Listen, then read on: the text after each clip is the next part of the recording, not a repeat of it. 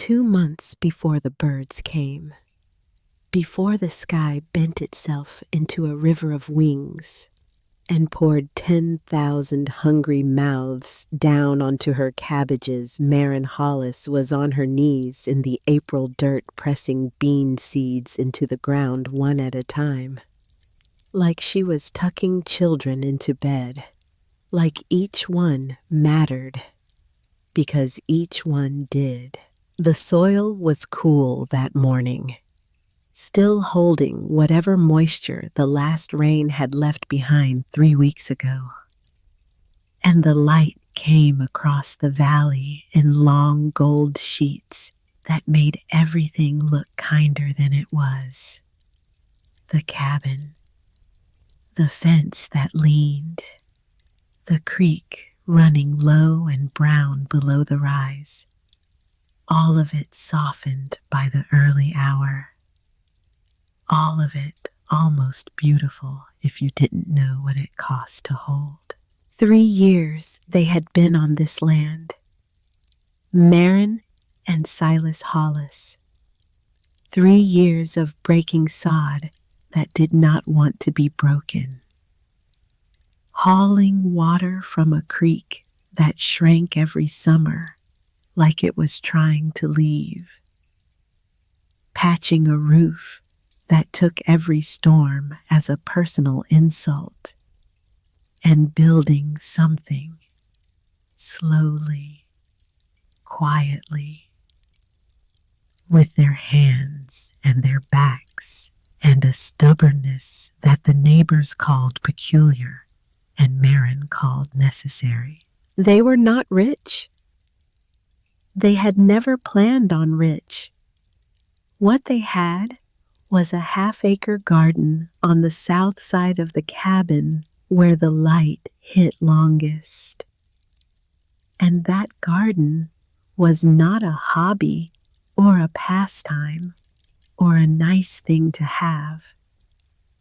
It was the difference between a winter spent eating and a winter spent owing. Silas worked the wider fields, wheat that came up thin, oats that came up thinner, cash crops that were supposed to pay for the things a garden couldn't grow.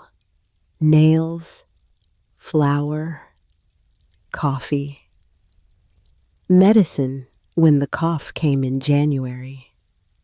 But the wheat never quite did what wheat was supposed to do on this land, and the oats performed even worse. So the garden carried them, season after season. Maren's garden, her green, stubborn miracle of a half-acre. And she tended it the way some women tend a child they almost lost, with too much attention and not quite enough sleep. She rotated her cabbages and her beans by a system she had worked out herself, watching which rows tired first and resting them the following year. She buried fish heads beneath the corn because her grandmother had sworn by it. She saved her wood ash and worked it into the soil around the tomatoes. She watched the sky like it owed her something, and she kept a little book. That book. Silas teased her for it every chance he got. A cloth-bound thing no bigger than a man's hand, its pages filling up with her small, tight writing. Dates and weather. Which seeds went in which row. How many days to sprout. Where the beetles gathered and where they didn't. What the soil looked like after a dry week versus a wet one. 3 years of watching. 3 years of writing down what nobody else thought was worth remembering. "You reading the dirt again?" Silas would say, leaning in the doorway with that crooked smile he saved for her strangest moments. "The dirt has a lot to say," she'd answer. You just have to be quiet enough to hear it. He'd shake his head, walk off to his wheat, and she'd go back to her notes. Because Maren Hollis believed in the keeping of small records, in the slow accumulation of things observed. She believed the answers to most problems were already sitting right there in the soil, waiting for someone patient enough to write them down. Odessa Wynne believed it too, or something close to it, though she would have said it differently and with fewer words. Odessa was 75 and looked every year of it. She lived alone in a stone cottage down along the creek where the cottonwoods grew thick. She walked with a cane she had carved herself from a piece of hickory. And she came up the lane to the Hollis place most afternoons for no reason she ever bothered to explain. She just came, leaned on the fence, watched Maren work, and said things that sounded like small talk until you thought about them 3 days later and realized they were not small at all. That April morning, she came while Maren was still pressing in the beans. You read the land too much like a book, Odessa said. Her voice had the texture of old rope, rough and dry and still holding together. Trouble is, the land don't always say what it means. Maren smiled, brushed the dirt from her palms. Then how do you know what it means? You watch what it does. Odessa tapped her cane against the lowest fence rail. Once, twice, like she was testing whether it would hold. Not what folks say it ought to do, not what the books tell you, not what Harlan Slade comes up the lane to lecture you about every other Tuesday. She worked her jaw. You watch what the land actually does, and then you believe it, even when it makes no sense, especially then. The words sank somewhere quiet. Maren heard them the way you hear the first clap of distant thunder, registering it, not yet understanding what it means for the afternoon. She would not understand them until the summer turned everything against her. Harlan Slade came up the lane that same week, which was no surprise. Harlan came often. He farmed 200 acres to the south. Good land, better than the Hollis place. And he farmed it the way his father had farmed it and his father before. By the method, by the tradition, by the hard certainty that the right way to do a thing had already been discovered and a person's job was to do it. He was not a bad man. That was the trouble with Harlan. If he had been a bad man, it would have been easy to dismiss him. But he wasn't. He was 50 years old and broad across the shoulders, and he had hands like shovels and a voice that could gentle a spooked horse. He helped his neighbors without being asked. He had helped Silas rebuild the chicken coop after the storm of '52. He had brought salt pork to the Hollis table the first winter when the wheat came up nearly nothing. But there was a crack in him, somewhere deep, a place where kindness and certainty sat too close together. And when he was certain, he was immovable. You're planting your beans too shallow, he said that morning, standing at the fence in his good hat, his arms folded across his chest. half-inch deeper. That's what holds in dry country. Marin did not look up. Mine came in fine last year at this depth. Came in fine isn't the same as came in right.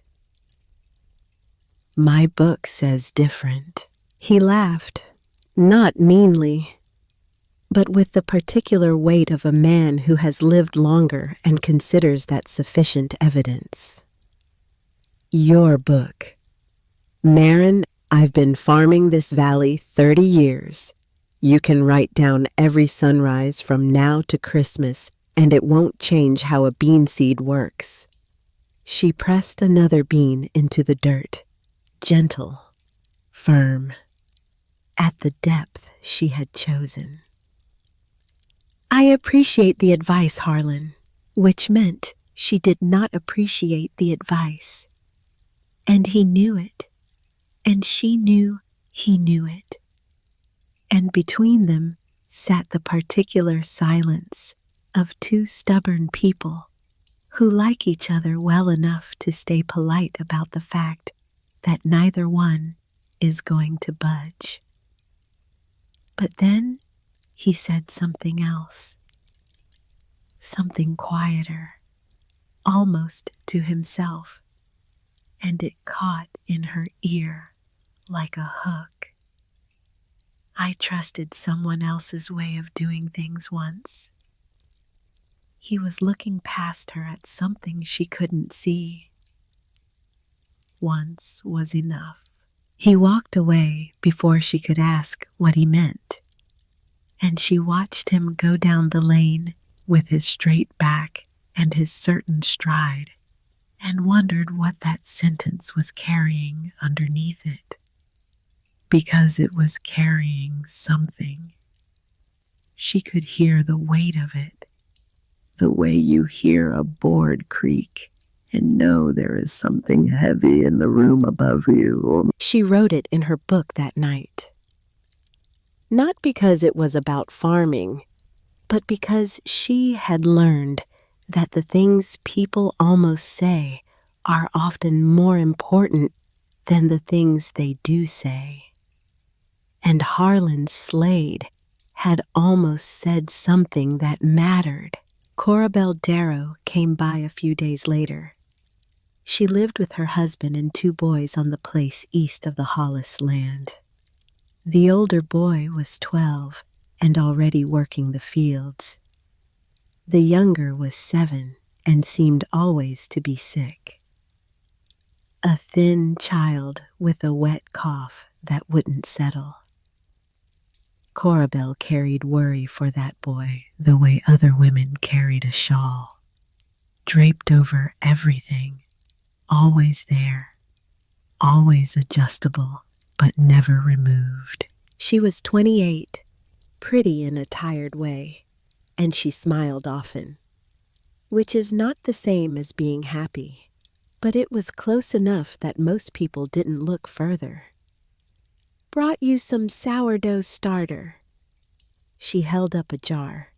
Her eyes moved across Marin's garden with something in them that Marin could not quite read. Admiration, maybe, or hunger. Not for the food itself, but for the green sureness of it. The way it grew when her own garden was already starting to struggle. "How's Jonah?" Marin asked, meaning the sick boy. "Better this week, worse last week. You know how it goes." Corabelle set the jar on the fence post. "Your beans look strong." "They're trying. Ours haven't come up yet." A pause, just a breath too long. "Harlan says it's the dry. Says everyone's behind." "Harlan says a lot of things." Corabelle laughed. It was a real laugh, bright and quick. And for a moment the tiredness fell away from her face, and Marin saw the girl she must have been before the worry settled in. "He does. Lord, he does." She picked up the jar again, set it down again, picked it up. A woman making up her mind about something. "Marin, if our garden doesn't come in this year." She stopped. "What?" "Nothing." The smile came back, brighter than before, which is what smiles do when they're covering for something. "I'm sure it'll be fine. It always is." She left, and Marin stood at the fence holding a jar of sourdough starter and feeling a chill that had nothing to do with the weather, because Corabelle Darrow had almost asked for help and had stopped herself, and the stopping was worse than the asking would have been, because it meant she was already too proud, or too afraid, or both. Marin wrote that in her book too. The summer arrived hot and early. By June, the creek had dropped to a trickle, and the dust lay thick on every leaf in the valley. The wheat browned at the edges, the oats curled, and a wrongness crept in. Quiet, nameless at first, the kind of wrongness you feel in your knees before you see it with your eyes. Small holes in the cabbage leaves, bean plants that looked lace-edged in the morning. Marin knelt close on a Tuesday and found them. Tiny worms curled in the hearts of the plants, beetles no bigger than a seed, pale grubs working through the soil an inch below the surface, patient, quiet, eating from the inside out. She checked every row. They were everywhere. She went to the fence that evening and looked south toward the Slade place and east toward the Darrow place, and she knew without asking that their gardens held the same, because the land does not curse one farmer and spare the next. Not when the soil is the same soil, and the weather is the same weather, and the bugs have no reason to choose favorites. Nobody talked about it. That was the strangest part. The whole valley knew. You could see it in the way people checked their rows a little too often, lingered a little too long, stood at the ends of their gardens with their arms folded, staring at the dirt, looking for something they did not want to find, and already finding it. But nobody said the word. Nobody named the thing, because in that country and in that time, you did not speak of a catastrophe until it was already upon you. Speaking of it might be the same as calling it, and calling it might be the same as deserving it. Marin did not believe in that. She believed in writing things down. So she opened her book and she wrote what she saw. The location of every infestation. The species where she could name them. The depth in the soil where the grubs preferred to work. The temperature. The moisture. The number of holes per leaf. And she waited, because waiting and watching were the only tools she trusted, and because Odessa Wynne had told her to watch what the land does, not what folks say it ought to do. And what the land was doing right now was something she did not yet understand. Then July came, and with July came the birds. It was a Tuesday, early. the sun barely over the ridge. Marin was carrying seed to the chicken yard when she heard it. A sound like wind, but heavier. Wind with weight. Wind with intention. She looked east, and the sky at the edge of the valley was darkening, not with cloud, with motion.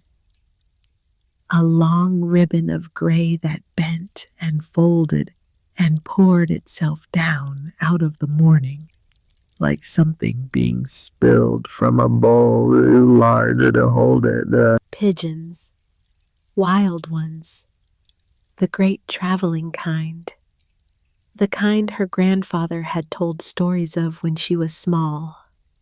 Sitting on the porch with his pipe and his long memory, telling her about flocks so vast they blotted the sun for an hour, that flew so low you could feel the wind off their wings in your hair.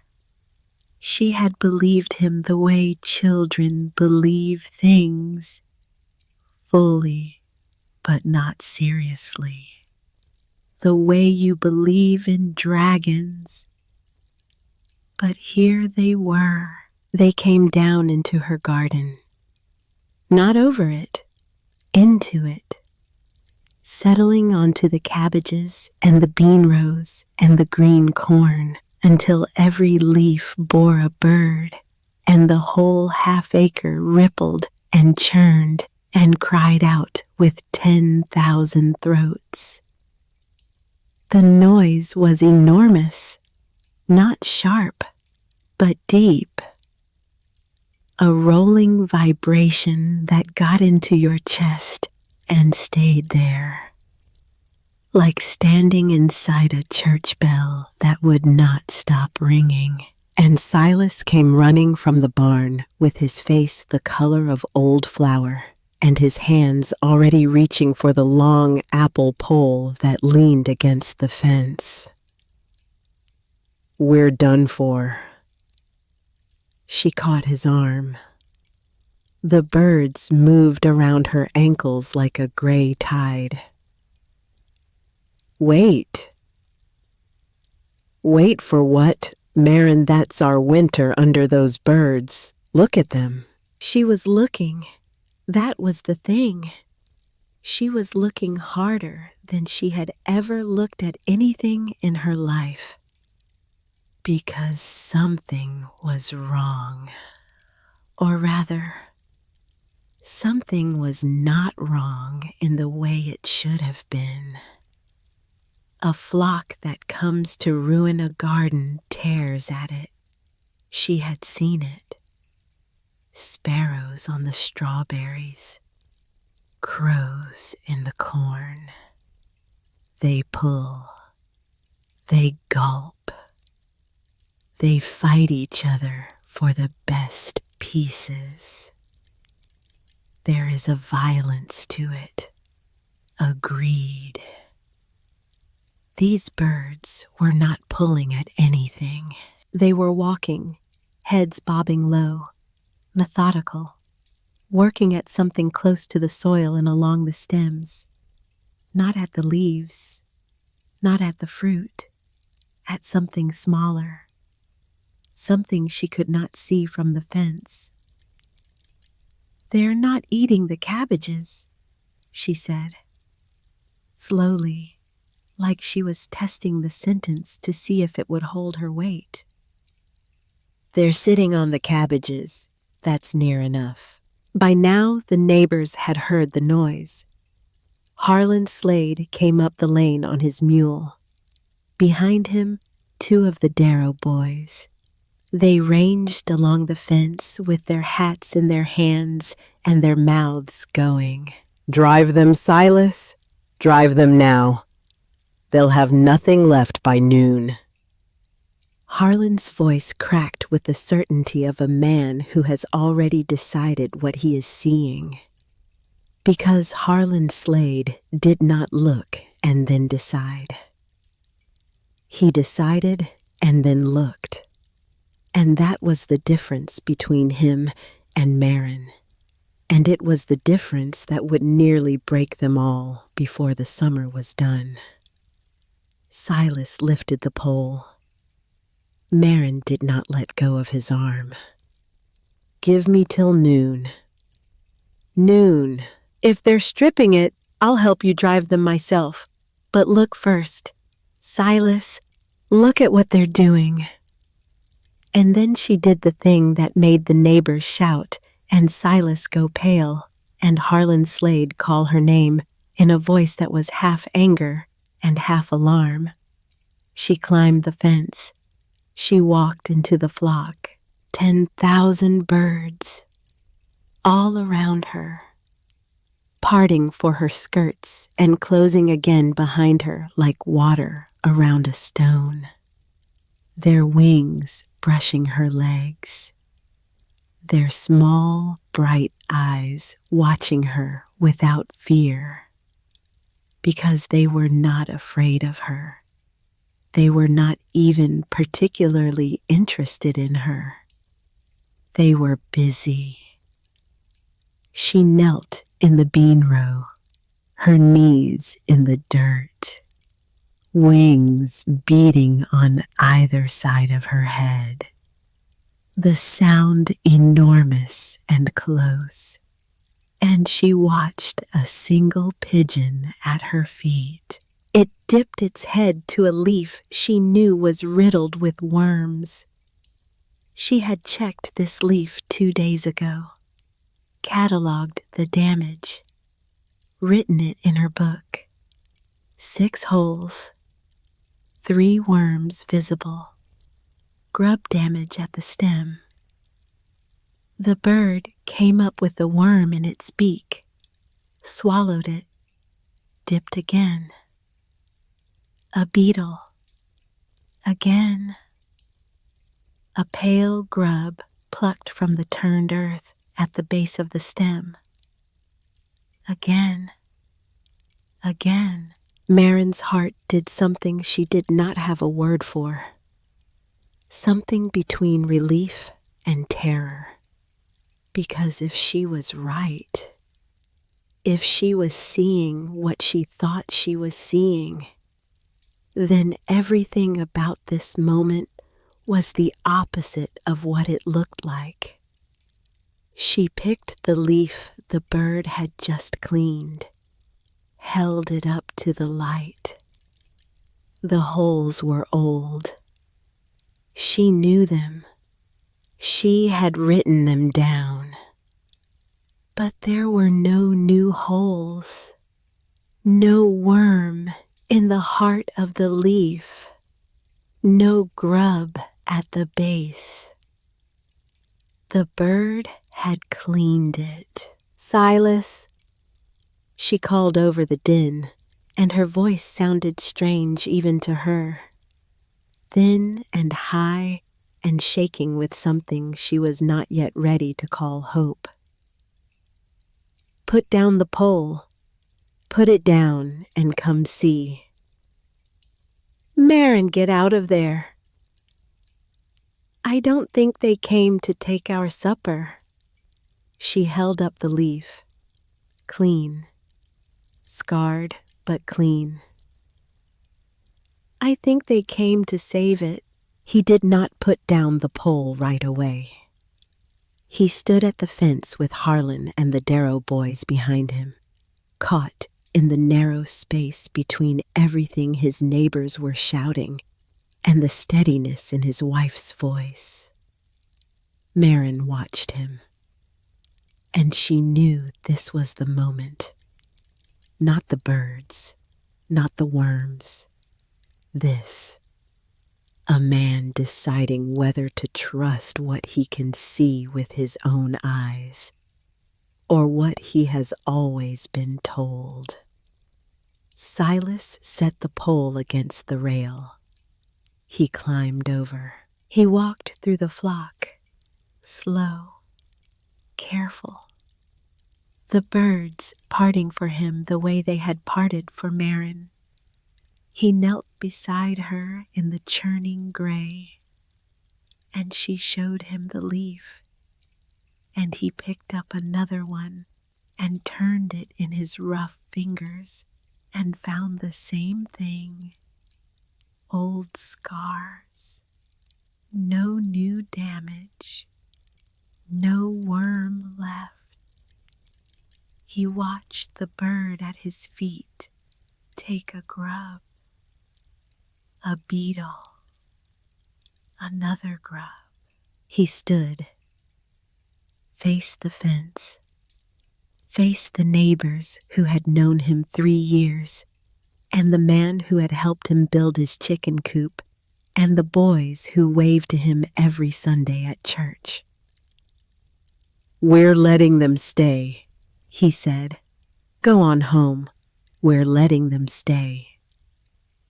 The silence that followed was the loudest thing Marin had ever heard. Then Harlan Slade said a word she could not quite catch, turned his mule, and rode down the lane without looking back. And the Darrow boys followed, and the fence stood empty, and the birds went on working. That evening, Odessa Wynne came up from her place along the creek, slow on her cane, slower than usual because the heat had settled into her joints and the climb was steep. She stood at the fence where the others had stood, but she did not shout. She did not wave her hat. She watched the birds in the failing light for a long time, her face unreadable. "Folks will tell you you're fools," she said at last. "They already have," said Marin. The old woman smiled, her face folding into its deepest lines, the ones that came from 75 years of wind and sun and keeping her own counsel. "I told you once the land don't say what it means. You listened." She tapped her cane against the rail. "That's rarer than you know, child." Then she looked back at the birds, and the smile changed, got smaller, got older, got something in it that Marin did not recognize. "My grandmother told of flocks like this," Odessa said. "Said they followed the bugs. Said the old people knew to be glad of them." A pause. "And the new people only knew to be afraid." Marin waited, because she had learned that with Odessa you waited. You did not fill the silence. You let it sit, and sometimes it bore fruit. "My mother kept a flock once." Odessa's voice was different now, quieter, like she was handling something fragile. "In another valley, a long time ago." The evening insects started up along the creek. The birds murmured. Marin held very still. "What happened?" Odessa shook her head. "Not tonight. Sometime, when it matters." She turned to go, stopped. "I'll come by. Somebody ought to watch this with you who isn't certain you're wrong." She went down the lane in the last light. Tap, step, tap, step. And Marin stood at the fence with 10,000 birds settling into the cottonwoods behind her. And a question she would not be able to put down. "What happened to your mother's flock? And why won't you tell me?" The flock did not leave at dusk. It did not leave the next day, or the next, and Marin began to understand something about them that changed everything. They moved. A flock that size could not sit still without destroying what it sat on. The weight alone would crush the rows flat. But these were traveling creatures, restless by nature.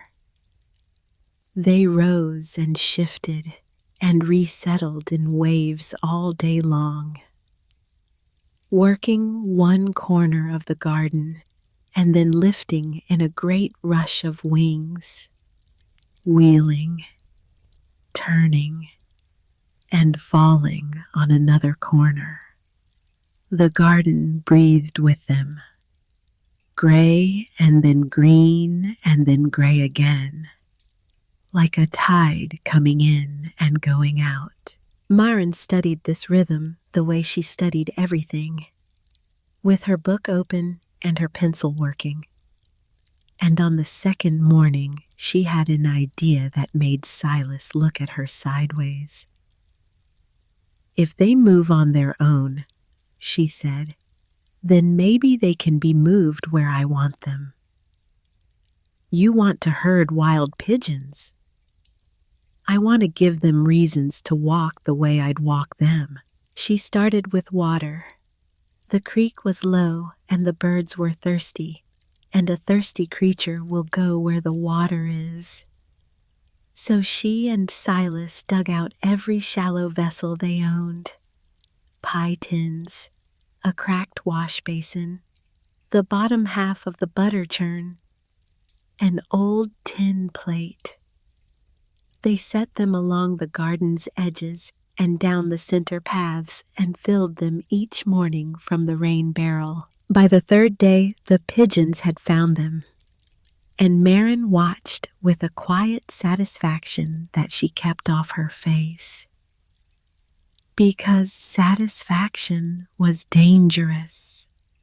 Satisfaction was the cousin of complacency, and complacency was how you lost a garden. But she watched the birds drift toward the pans, drink, and settle into the nearest rows to feed, and she wrote it down. Then came the grain. She had read once, or perhaps Odessa had told her. She could no longer remember which.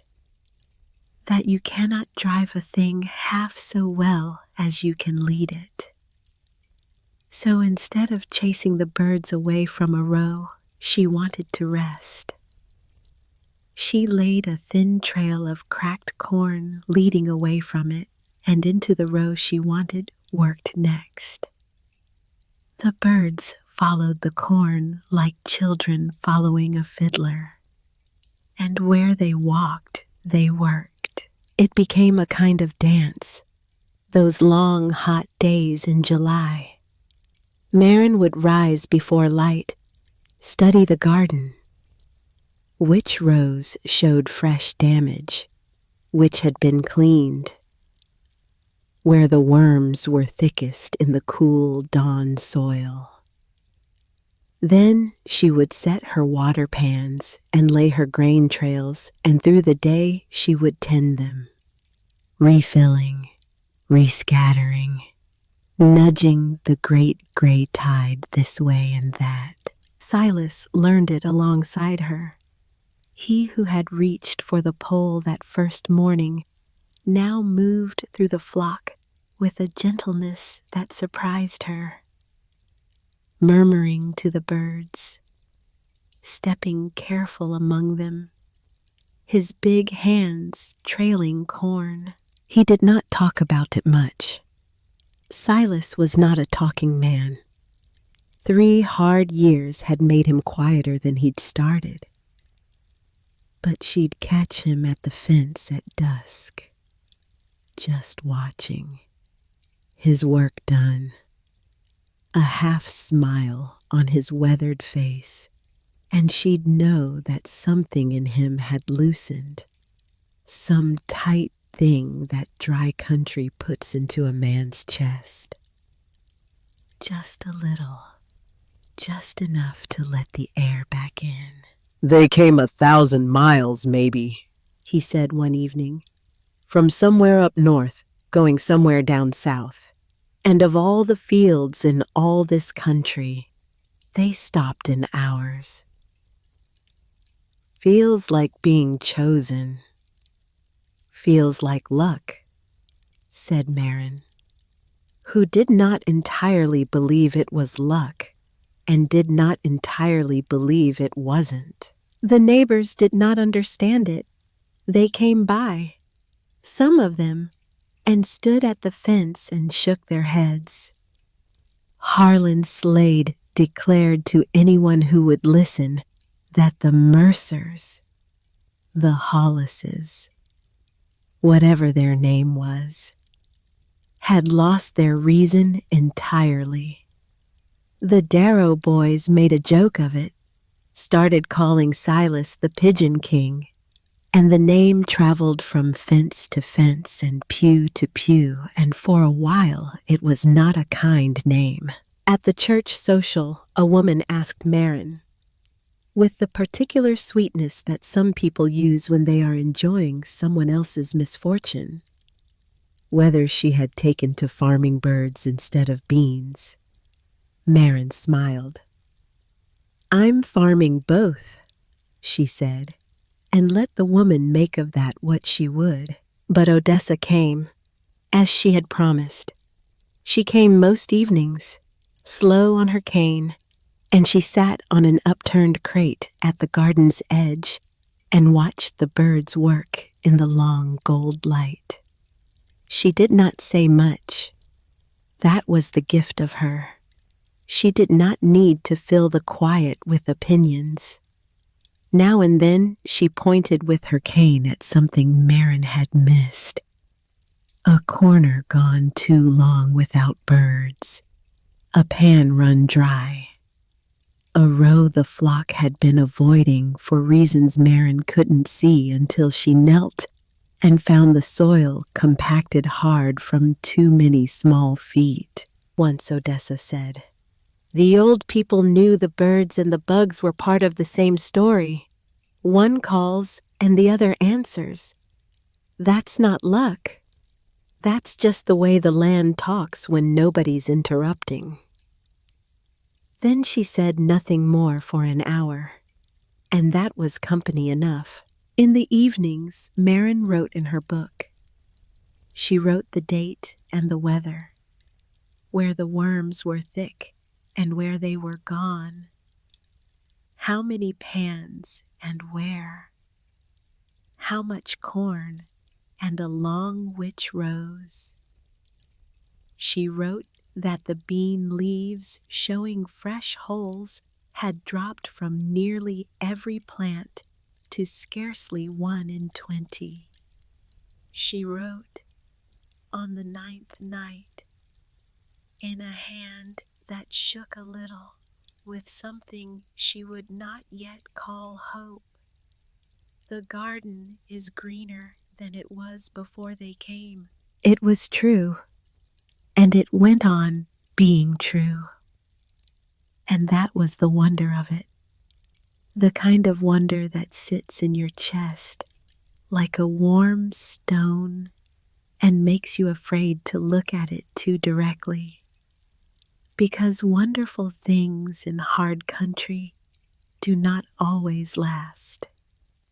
And Marin Hollis had lived long enough to know that the land gives and the land takes. And it does not always warn you which one is coming next. Across the valley, the worms had not gone anywhere. They had only multiplied in the hot, dry weather, the way such things do when nothing comes to check them.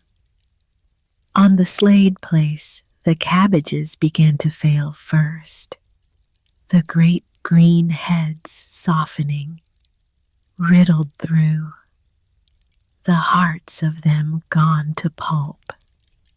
On the Darrow place, the corn browned and bent, its ears light and worm bored when they pulled the husks. Up and down Flint Creek, the gardens that everyone had tended the proper way, the certain way, the way their fathers had and their fathers before, were quietly coming apart from the inside. And the Hollis garden stood green. Not perfect. Marin would never have claimed perfect. There were leaves the birds had bruised in their landing, stalks bent by 10,000 small feet, but the plants were whole and growing. The cabbages firming into tight, pale heads, the beans hanging heavy and clean, the corn pushing up its silk, where every other garden in the valley was being eaten alive. Hers was thriving, and the only difference any honest eye could find was the gray flock that rose and fell across it like a living tide. It was Odessa. On the last evening of July, who said the thing that planted the seed of everything that would come after? They sat in the cooling air, the birds settling for the night, the cottonwoods bending under the weight of 10,000 roosting bodies.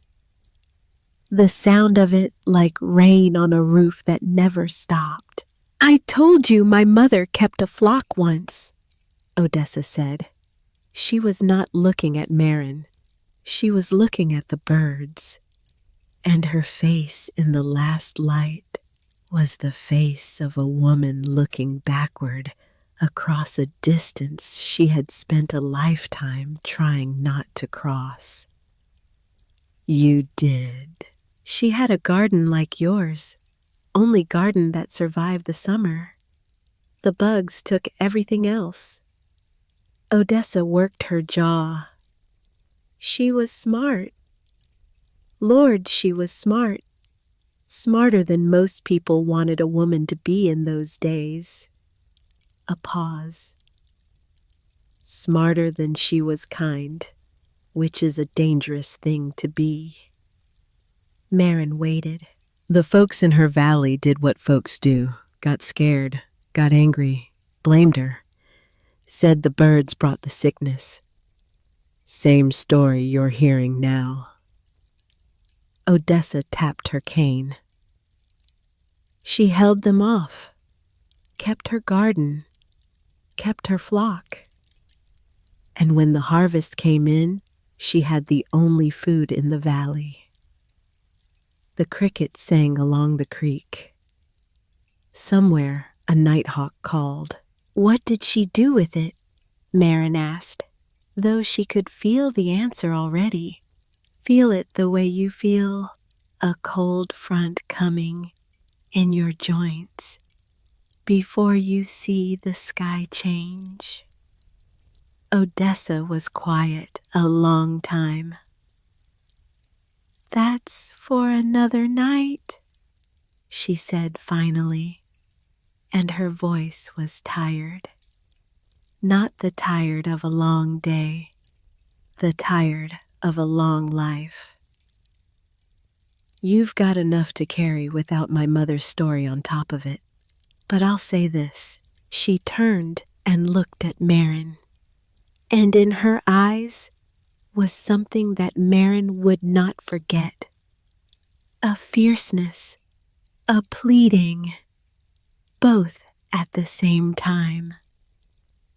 "When the time comes, and it will come, when you're standing there with the only harvest in the valley and every neighbor who ever laughed at you is watching, remember that being right is not the same as being good." She tapped her cane twice against the ground. hard. My mother forgot that. Don't you forget it. She went down the lane. Tap, step, tap, step. Slower than usual. Like the telling had cost her something she would need time to replenish. Marin sat on the crate in the dark, the birds murmuring above her, the garden breathing its green breath around her. And she turned Odessa's words over and over in her mind like a stone she could not stop touching. Being right is not the same as being good. She opened her book, wrote the date, August the 1st. Then she wrote the words that closed the page and opened everything that came after. Something happened in Odessa's mother's valley. Something bad. She won't say what, but she's trying to warn me. And I think the warning is not about the birds, or the worms, or the neighbors. I think the warning is about me. August came in like a held breath, the kind of heat that does not announce itself, does not bang around or make a show, just settles into the soil, into the wood of every fence post and cabin wall, into the bones of every living thing that has to stand in it and go on working. The creek dropped another 2 inches that first week, and the dust thickened until you could taste it in your water and feel it behind your teeth when you woke. And across the valley, one by one, the gardens gave up. The Slade place went first, which surprised no one who had been paying attention, and surprised Harlan most of all, because he had done everything right, everything his father had taught him, everything the almanac said, everything a man of certainty and experience and 30 years on the same soil was supposed to do. And the worms ate through it anyway. The cabbages softened into gray mush. The beans curled brown and dropped from the vine. The corn stood tall and promised everything and delivered nothing. Light ears, hollow ears, worm bored through the husk. He did not come to the fence to talk about it. He did not come to the fence at all. Marin saw him once, from a distance, walking his rows in the evening, bending to check a plant and straightening again with nothing in his hand worth keeping.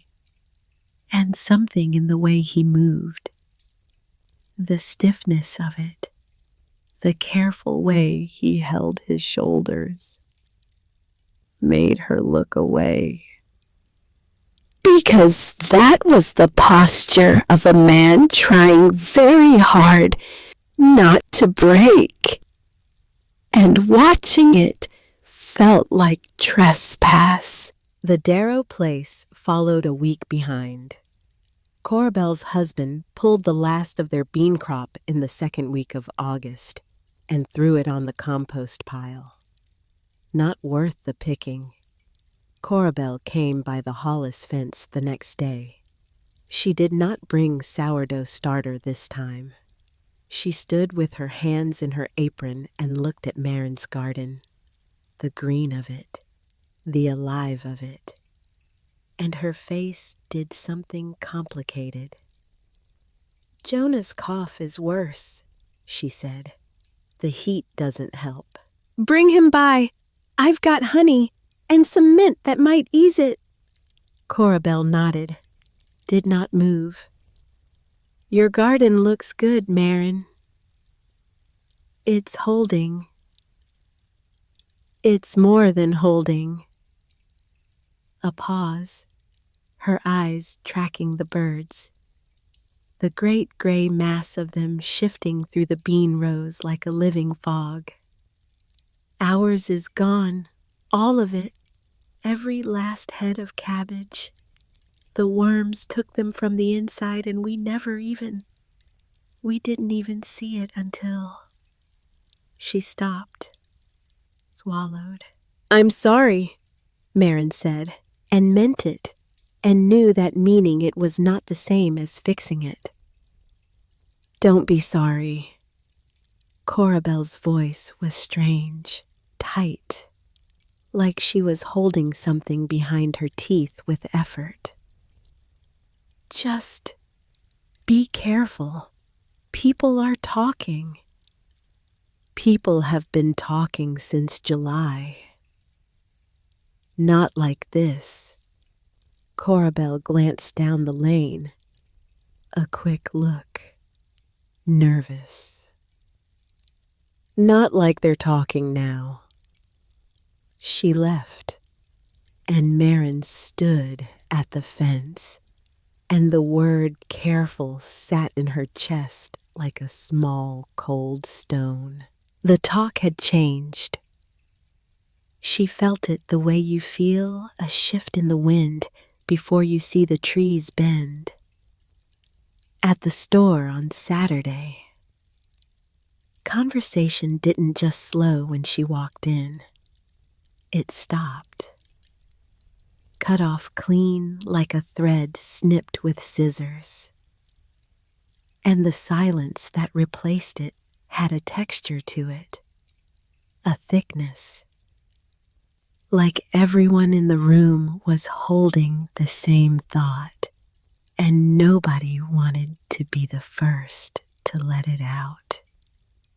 She gathered her thread, paid, left. Outside, 2 women she knew from church were standing by the wagon. They saw her, and one of them touched the other's arm, and they walked away. Not quickly, not rudely, just away. With a particular kind of purpose that said more than any word could. Marin climbed into the wagon, sat very still for a moment, hands on the reins, looking at nothing. So that's how it is now, she told Silas that evening, sitting on the step, the birds settling into the cottonwoods with their heavy murmuring. The garden green and the sky orange and everything beautiful and everything wrong. They're not just teasing anymore, she said. They're turning. Silas was quiet. He sat beside her with his elbows on his knees and his hat pushed back and his face doing the thing it did when he was thinking hard, which looked a lot like the face he made when he was angry, because with Silas, those 2 things lived closer together than he liked to admit. Turning how? I don't know yet, but Corabelle said people are talking differently, and the women at the store, they looked at me like I was something to step around. They're hungry and embarrassed, that's all. That's not all. She pulled her knees up, wrapped her arms around them. Hungry and embarrassed is how it starts. It's not how it ends. What do you want to do? Keep doing what we're doing. The birds will move on when the season turns. Another few weeks, maybe less. We just have to hold. He nodded, but something in the nod was too tight, too controlled, like he was agreeing with his head while his hands wanted to do something else entirely. 2 mornings later, she found the melons. She came out at dawn the way she always did, book in one hand, coffee in the other. And she walked the garden perimeter the way she always did, checking the fence, checking the rows closest to the edge where the birds sometimes missed. The melon patch was on the east side, closest to the Darrow property. She'd planted watermelons there because the soil was sandier and held heat. They were coming in beautifully. 5 good melons close to ripe. She'd been watching them for days, counting on them. They were smashed. Every one. Not eaten, not damaged by animal or weather. Smashed. Deliberately. The green rinds broken open. The pink flesh trampled into the dirt. And around them, in the soft soil where the melons had grown, boot prints. Marin stood there a long time, the coffee going cold in her hand, the birds stirring behind her in the first light, looking at those boot prints, clear as handwriting, pointing east, back toward the Darrow fence, back toward the lane, back toward someone who had walked in during the night and destroyed 5 melons for no reason except that they could, except that she had them and they didn't. She did not cry. She wanted to. She could feel it sitting right there behind her eyes. But she did not, because crying was a luxury, and a luxury was a thing she could not afford. So she knelt, and she cleaned up the mess, and she carried the ruined melons to the compost pile, and she wrote it in her book. August 10th, melons destroyed, boot prints heading east. Not animal damage. Then she closed the book and went inside and told Silas. He did not take it well. I'll sit up tonight. His voice was flat, the dangerous kind of flat. With the rifle. No. Marin. No. You sit out there with a gun, and we become the people they already think we are. The strange ones, the dangerous ones, the ones who need to be dealt with. Someone walked into our garden in the middle of the night and destroyed our food. What would you call that? I'd call it fear. I'd call it a fight, and if it's a fight they want. It's not a fight they want. It's a reason. They want a reason to believe their gardens failed because of something other than their own choices.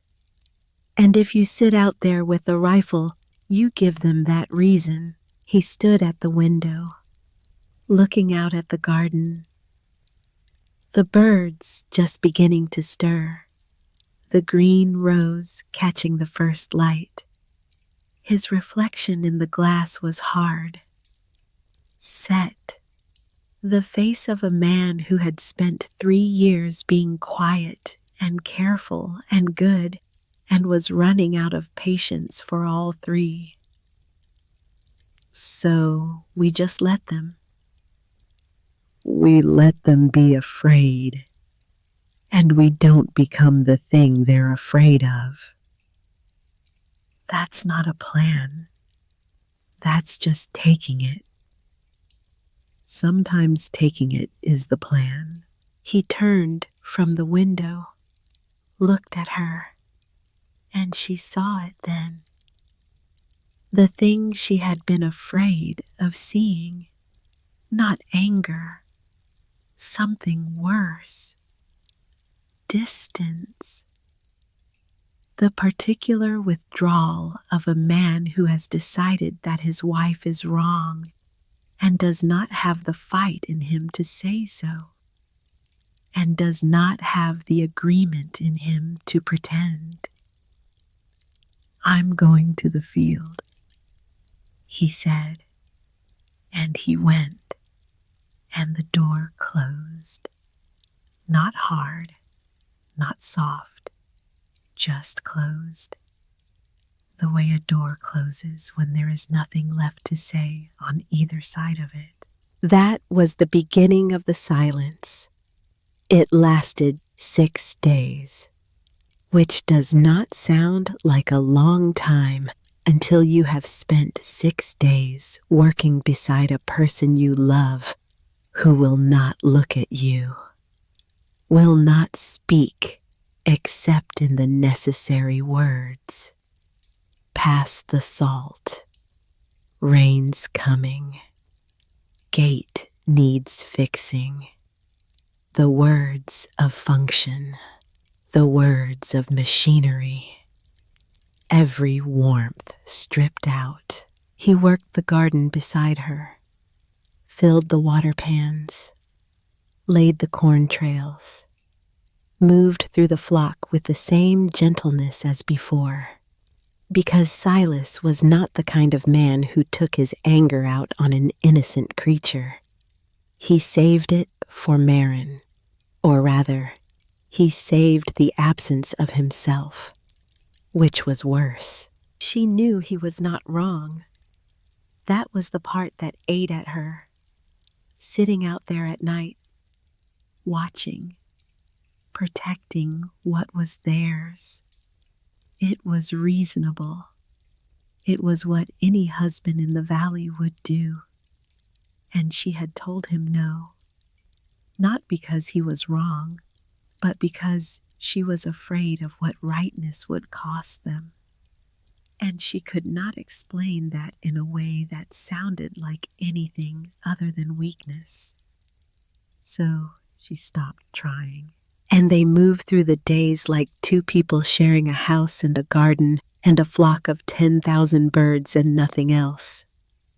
Passing each other in the rows, handing off tools without touching, sleeping in the same bed with a space between them that might as well have been the width of the whole valley. Odessa noticed. Of course, she noticed. She came on the 4th evening of the silence and sat on her crate and watched them work the garden at opposite ends, not speaking, not looking. "Your man's angry," she said to Marin when Silas had gone to the barn. "He's quiet." "Angry quiet, there's a difference." Odessa worked her jaw. "What'd you do?" "Told him not to sit up with the rifle." After the melons. The old woman was quiet a while, tapping her cane against the ground in a rhythm that might have been thinking and might have been judgment. "You're right to keep the gun out of it," she said, "but you're wrong to think that's all he's asking for." Marin looked at her. "He's not asking to shoot anybody. He's asking to stand between you and the thing that's coming, because that's what he knows how to do, and you took it from him." The words landed hard. "I didn't take anything from him." "You told a man who loves you that the way he wants to protect you is the wrong way. And you might be right. Probably are. But being right about it doesn't make it hurt him less." Odessa stood, leaned on her cane.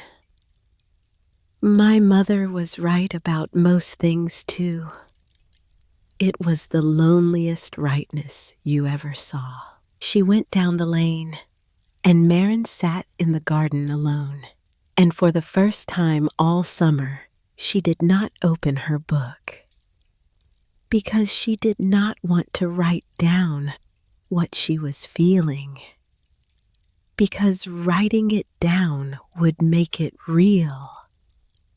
And what was real right now was that she was losing her husband one silent day at a time, and she did not know how to stop it without becoming someone she wasn't. The flock was thinning. She noticed it on a Wednesday, the 5th day of the silence, standing at the fence in the early light, counting.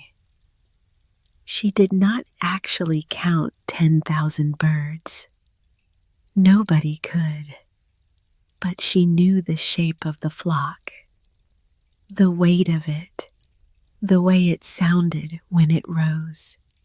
And it was lighter now, thinner at the edges, like a blanket wearing through. Small groups were peeling off.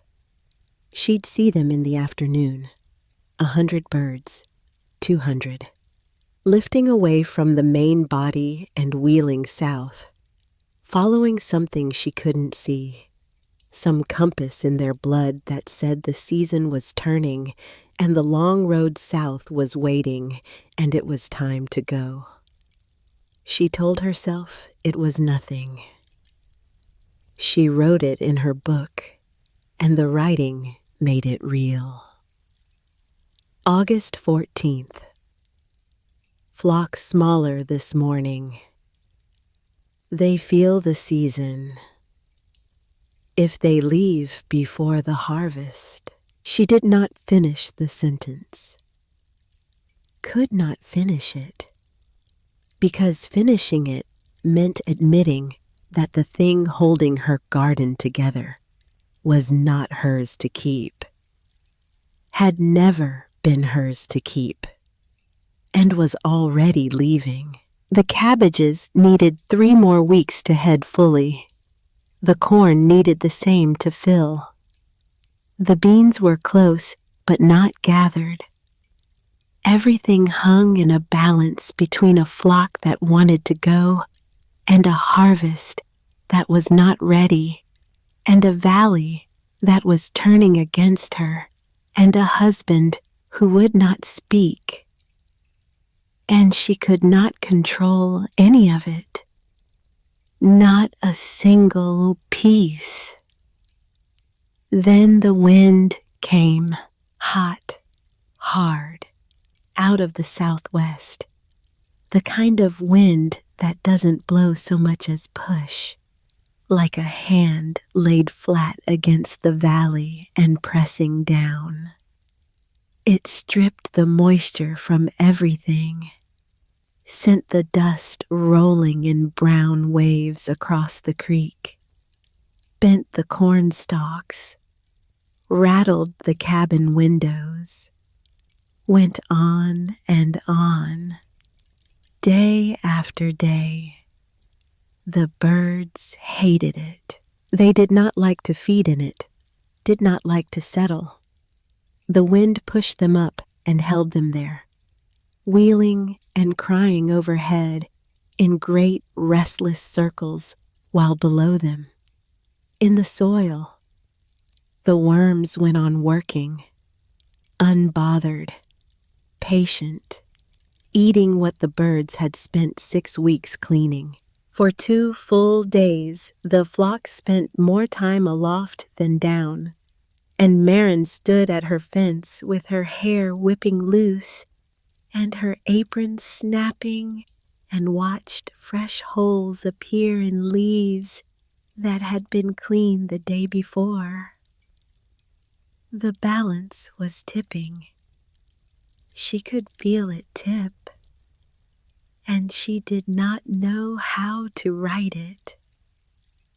It was at the store on the 2nd day of the wind that Harlan's slade broke open. Marin had come for salt, just salt. A simple errand that should have taken 5 minutes and required no conversation. But Harlan was there, and the Darrow men were there, and 2 other families from down the creek.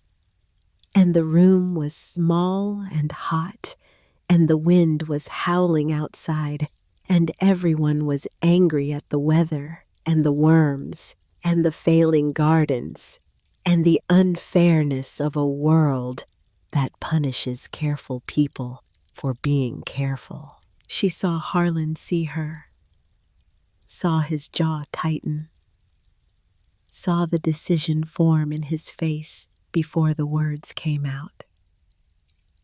Still got your birds, I hear. Marin put the salt on the counter. I do. Must be nice, watching the rest of us lose everything while your garden sits there green as a promise. My garden's hurting too, Harlan. The wind's keeping the birds up. The worms are coming back. Good. Then you'll know how it feels. The room went very still. Even the storekeeper stopped weighing. That's not fair, Marin said, quietly. You know it's not. Fair. He repeated the word like it was something rotten he'd found in his pocket. You want to talk about fair. My cabbages are gone. The Darrow corn is gone. The Woodford beans are gone. Every garden in this valley is dead or dying, and yours, the one with the 10,000 pet birds sitting on it, yours is fine. It's not fine, I told you, the wind. And I told you back in July to drive those birds, and you didn't listen. And now, here we are. Harlan, no. His voice changed, got lower, got closer to the bone, and the men around him shifted, because they could hear it too. The crack widening, the thing underneath pushing through. You want to know something, Marin? You want to know why I rode up your lane that first morning and told Silas to drive them? You think it was because I'm a fool? Because I can't tell a pigeon from a crow?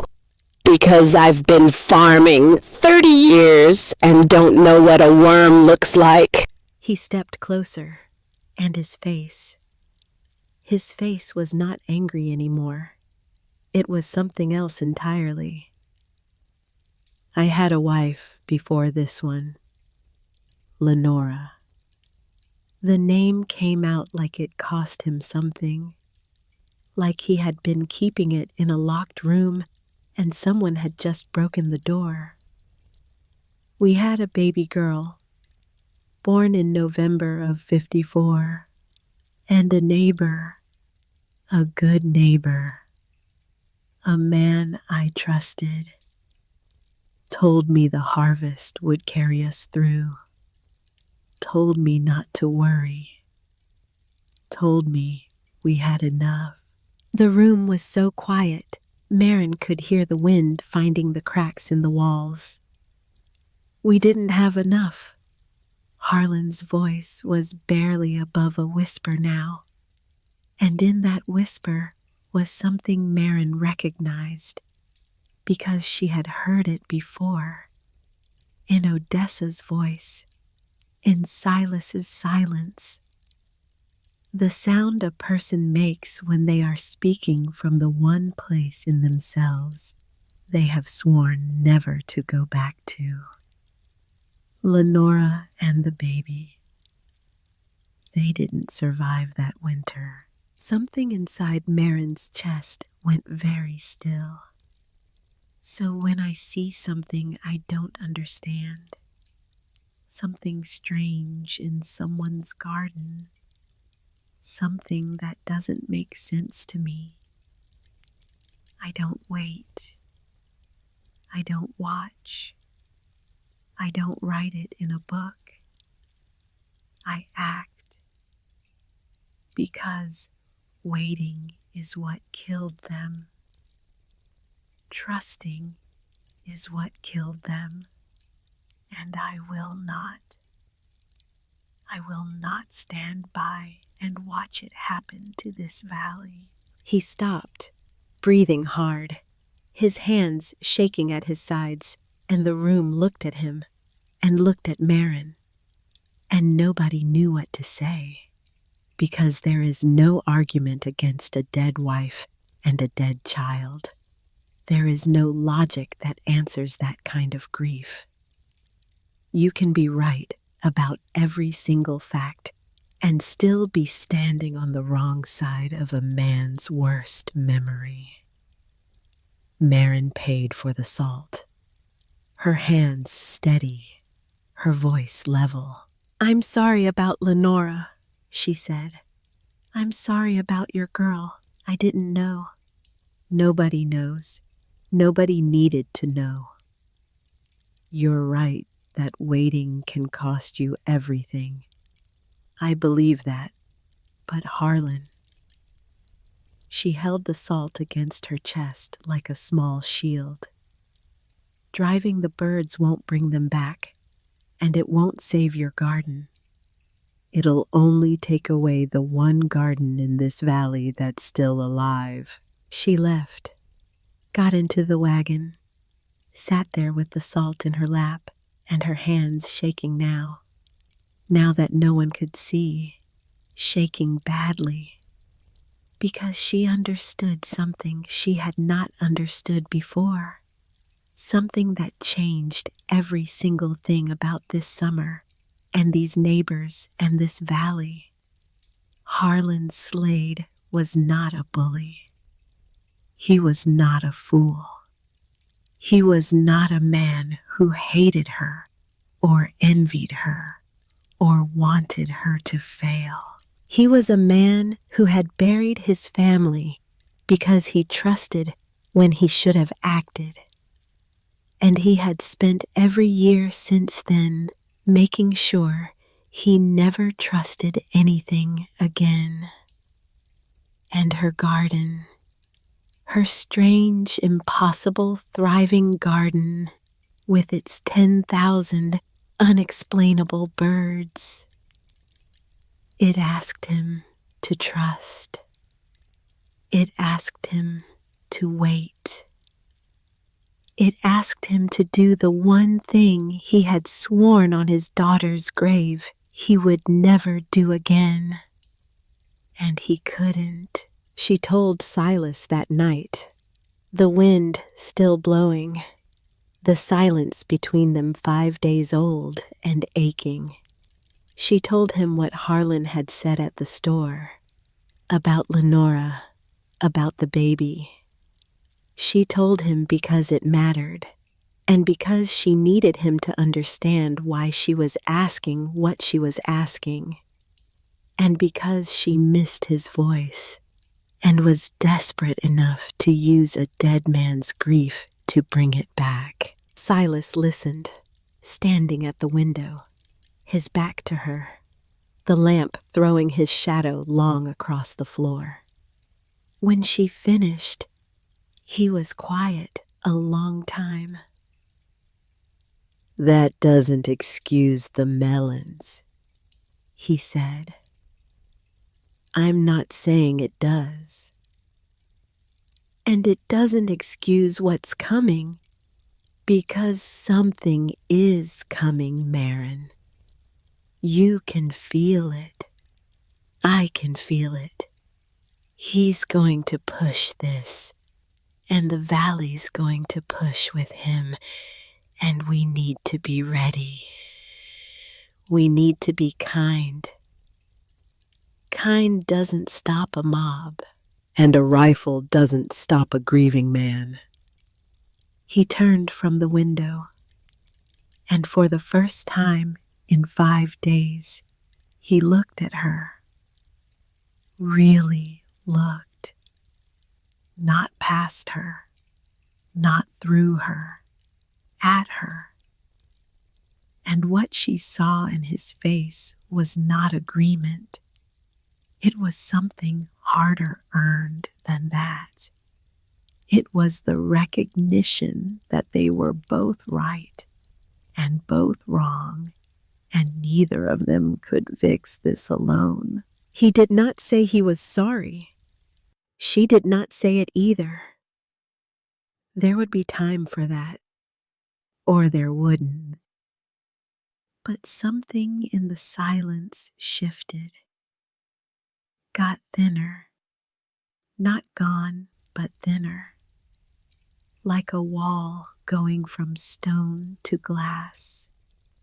You could see through it now, even if you couldn't walk through it yet. The wind died on the third day, and the morning it died. Harlan's slade came up the lane, and he did not come alone. 6 men rode behind him, valley men.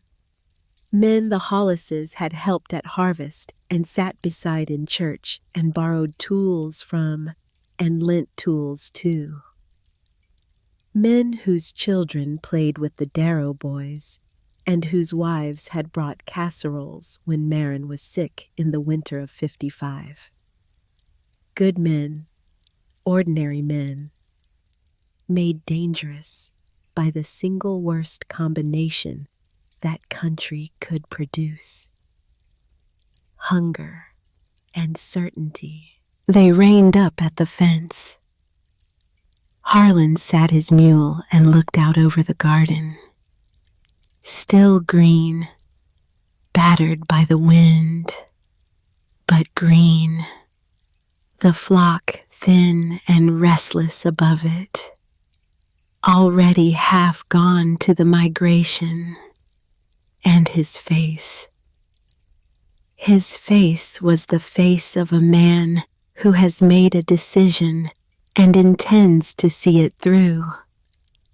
Not because he enjoys it, but because he believes it is the last responsible thing left to do. Hollis, he called. We've come to talk sense. Silas came out wiping his hands. Marin stood in the cabin door with her heart pounding so hard she could feel it in her fingertips. The whole valley's lost its gardens, Harlan said. Everyone. Children are going to go hungry this winter. And we got to looking at why. And we kept coming back to those birds. He swept his hand at the garden, at the flock, at the green, impossible half-acre that stood like an accusation against every brown and dying row in the valley. It isn't right. It isn't natural. A wild flock doesn't just settle and stay and behave like that unless something drew them. Something held them. And whatever that something is, it's what took the rest of us. We believe that flock has been the carrier of whatever blight killed our gardens. It was nonsense, and some part of every man on that lane knew it was nonsense. The worms had been in the soil before the birds came. Everyone had seen them. Everyone had watched their own leaves go lacy in June. The birds arrived in July. The math did not work. But the math did not matter. Because this was not about math. It was about a story. A story that let them off the hook of their own decisions. A story that said the gardens failed because of something strange and unnatural and external. Not because of the way they'd always been done. Not because the certain way, the Father's way, the only way, had turned out to be wrong. A hungry man will hold to such a story with both hands. You've got it backward, Harlan. Silas's voice was steady, steady enough. The birds didn't bring the worms. The worms were here first. You had them same as us, before ever a pigeon came. The birds came and ate ours. That's the whole of it. Then prove it. Look at the garden. There's your proof. That's not proof. Harlan's jaw was set. That's the very thing that worries us. And the men muttered, and some nodded, and Marin saw with a sinking heart that logic had no purchase on a fear that did not want to be reasoned with. We want the flock gone, driven off today, by you or by us. He let that sit. We came to ask. We'd rather you did it, but we'll do it ourselves if we must. There it was, the threat beneath the courtesy. Drive off the flock, the only thing keeping the Hollis garden alive. Or have it driven by 7 men with anger in their hands and the harvest still 3 weeks from safe. Marin came down off the step. She walked to the fence, and she faced Harlan Slade. And she was a small woman, and her hands were dirty, and her hair was loose from the wind. And she was not afraid, or she was. But fear and courage are not opposites. They are neighbors. They live so close together, you can stand on one and lean against the other. You're hungry, she said, all of you, and you're scared for your children, and that's no shame. She looked at each man in turn, held each face. But you're about to do a foolish thing for a foolish reason, and I won't stand quiet for it. She drew a breath. These birds will leave on their own within the fortnight. They're migrating. They're already half gone. You can see it if you look. Drive them today, and you gain nothing but the satisfaction. And you cost me the only garden in this valley that's still alive, the only seed for spring, the only food I might have shared. Shared, Harlan said, and something flickered in his face, quick, gone. I keep a book. Marin pressed the opening, thin as it was. 3 years of it. Every worm and every remedy I've ever tried. I know what's in your soil because it was in mine. I can show you how to fight it next year so this never takes you so hard again. She looked at him, directly, at the man behind the certainty, at the father who had lost his daughter, at the grief that wore the mask of authority. But not if you trample everything I've built this morning, not if you drive off those birds and leave me with nothing to share and nothing to teach and nothing but the right to say I told you so to a valley full of hungry children. Is that what you want, to be right? Because I can tell you from experience, being right is cold comfort in January. It checked them. She saw it check them. A hesitation, a shifting in the saddles, the men looking at Harlan, Harlan looking at Marin. The morning balanced on a point so fine you could not have found it with a needle.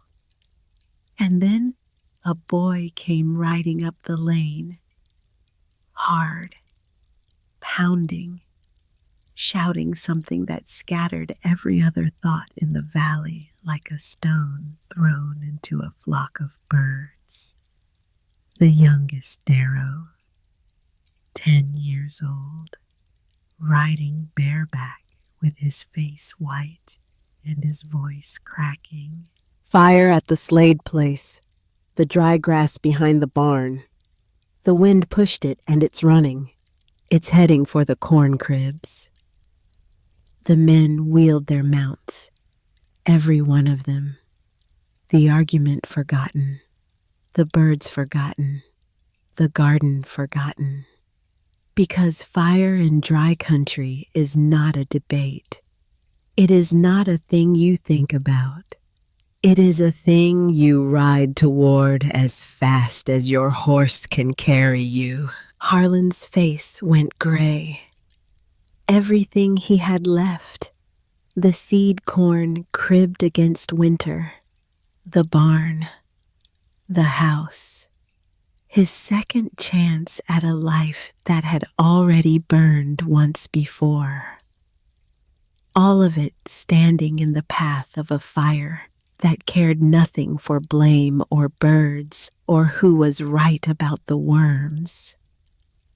He kicked his mule, was gone down the lane before Marin could draw breath.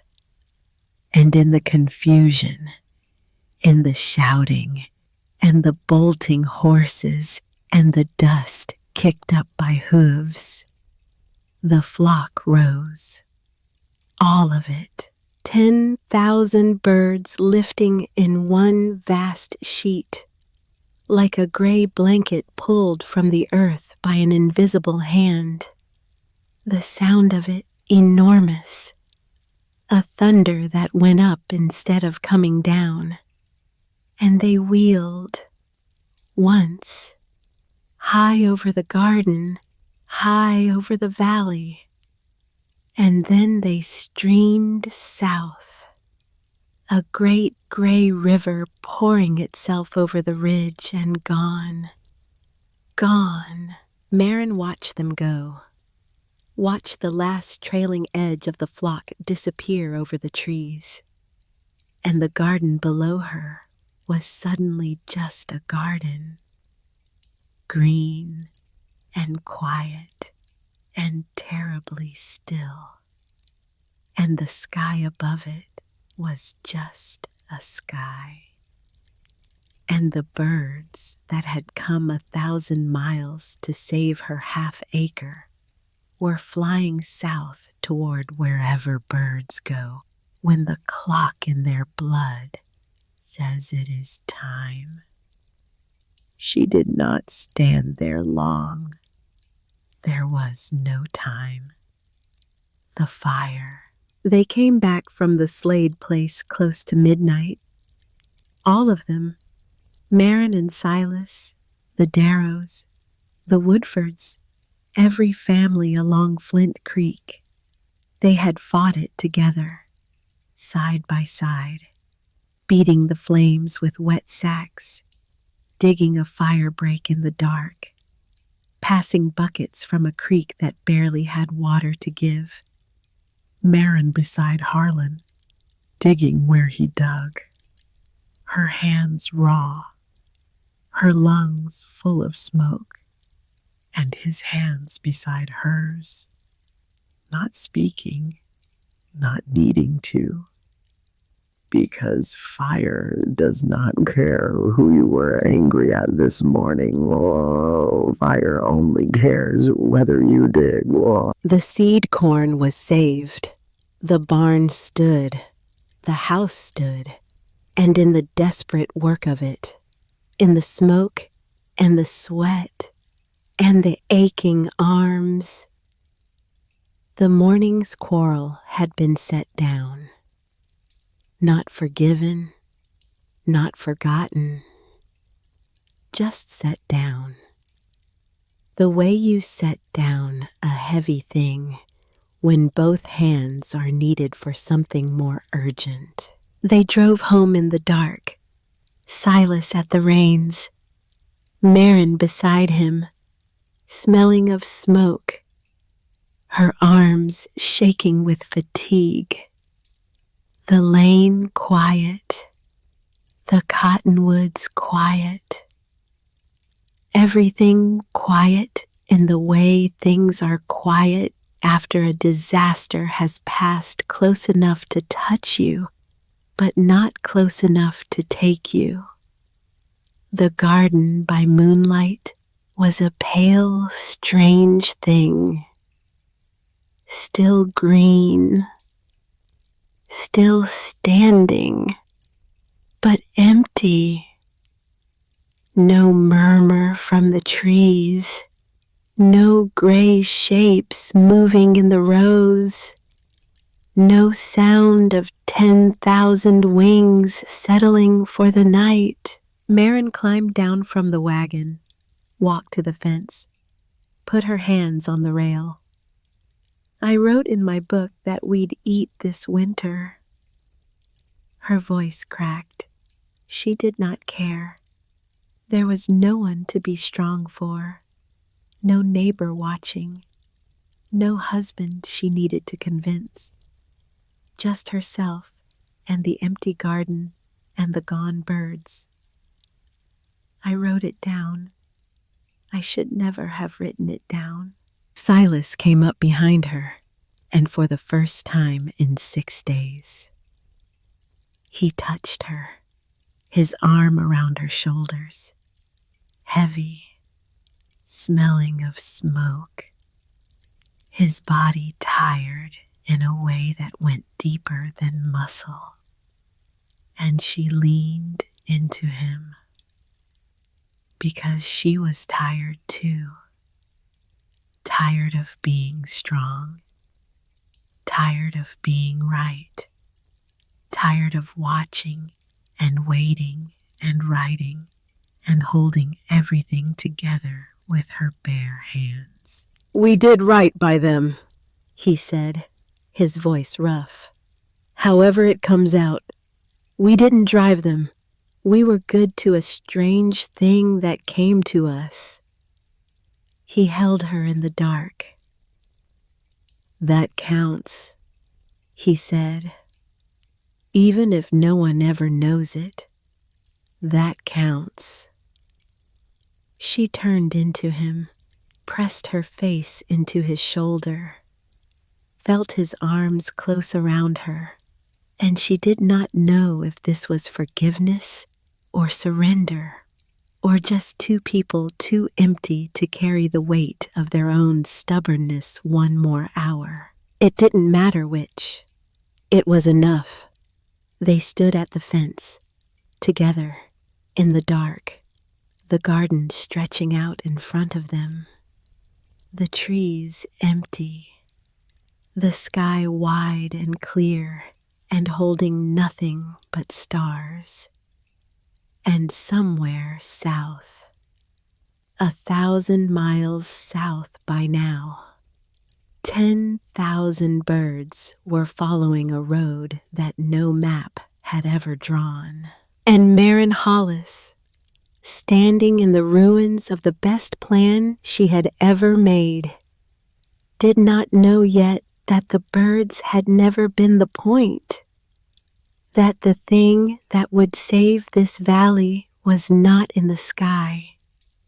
It was in the book. She did not sleep, not that night, not the one after. She lay in the dark and listened to Silas breathe beside her and stared at the ceiling and let the same thought circle. The same thought, over and over, like a wagon wheel with a broken spoke that catches on every turn but keeps going anyway. The birds are gone. The worms are not. The harvest isn't ready. 3 weeks.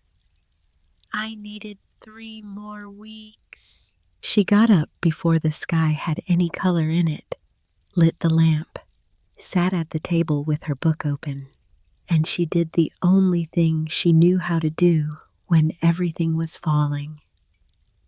She read 3 years of her own hand, small and tight on the pages, every entry dated, every failure documented. The spring, the beans drowned in the back row. The summer, the beetles came for the squash, and she tried wood ash, and it helped. The year the corn came up so thin and pale, she knew before the ears formed that it wasn't going to amount to anything. The first time she tried burying fish heads beneath the seedlings, and the difference it made in the second month when the plants that got them pulled ahead of the ones that didn't. 3 years of watching, writing, being wrong, being right, being wrong again, and adjusting. She turned the pages slowly. The lamp threw a small, warm circle on the table. Outside the cabin, the garden was dark and quiet. No murmur from the cottonwoods. No 10,000 small bodies settling and shifting. Just the creek, low, and the insects, and the night doing what night does, regardless of what has been lost in it. And somewhere in the gray before dawn, somewhere between the entry from June of her second year and the entry from March of this one, she felt something shift in her chest. She stopped turning pages. She sat with her hand flat on a page from 2 summers ago. An entry about the grubs, how they preferred the cooler soil, how they went deep in the heat of the day and came up near the surface in the early morning, how if you turned the top inch of soil at dawn, you would find more of them in 1 hour than you'd find digging all afternoon. She stared at the words, and then she stared through them. The birds had bought her time. That was true. 6 weeks of the flock working the rows had given her garden a margin that no other garden in the valley had. But it wasn't the birds that had gotten her to this page. It wasn't the birds that had told her which row to rest and which to work, and when to plant trap rows, and what the beetle preferred, and what the grub feared. It wasn't the birds that had taught her any of it. She had taught herself. 3 years, 1 page at a time. The birds had been a miracle. Yes, undeniable. And she was grateful for them in the deep, wordless way you are grateful for something that saved you without asking anything in return.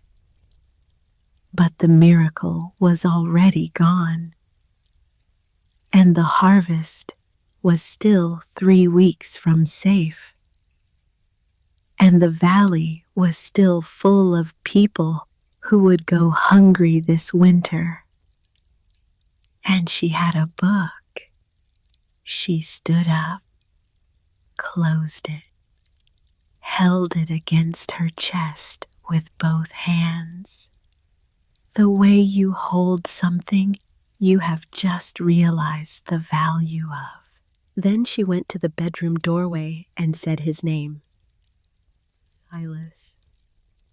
He was awake, waiting. Get the wagon. He didn't ask why, which was the thing about Silas.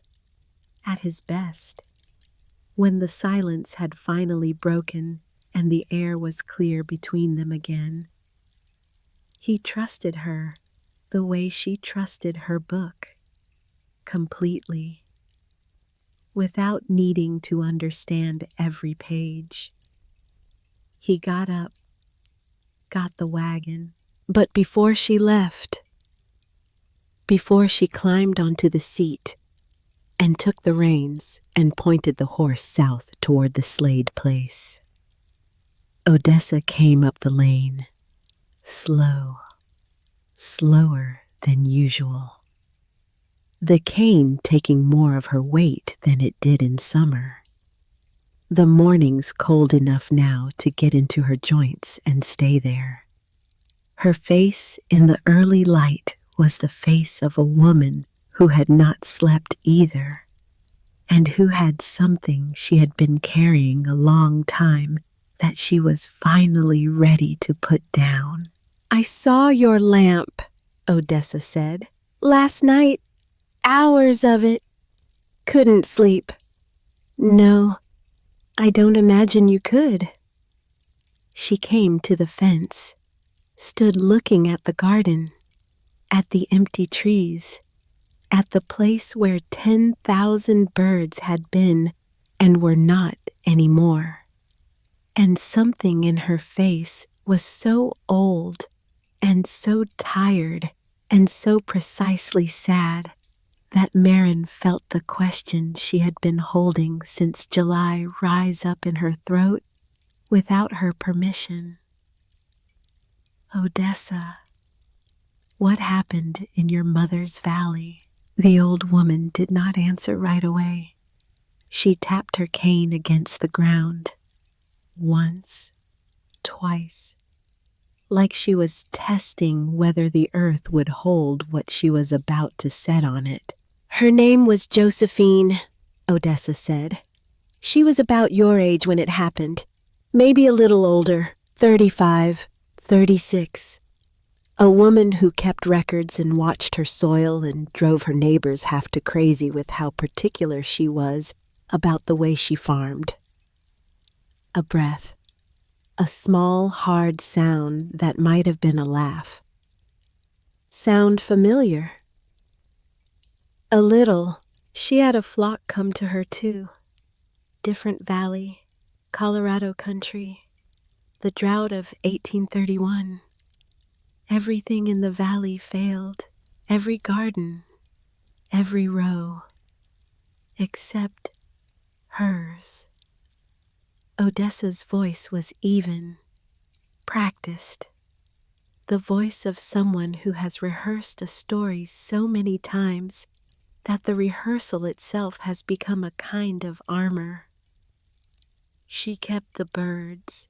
She tended them the way you tended yours, and when harvest came in, she had the only food for 60 miles. Marin waited.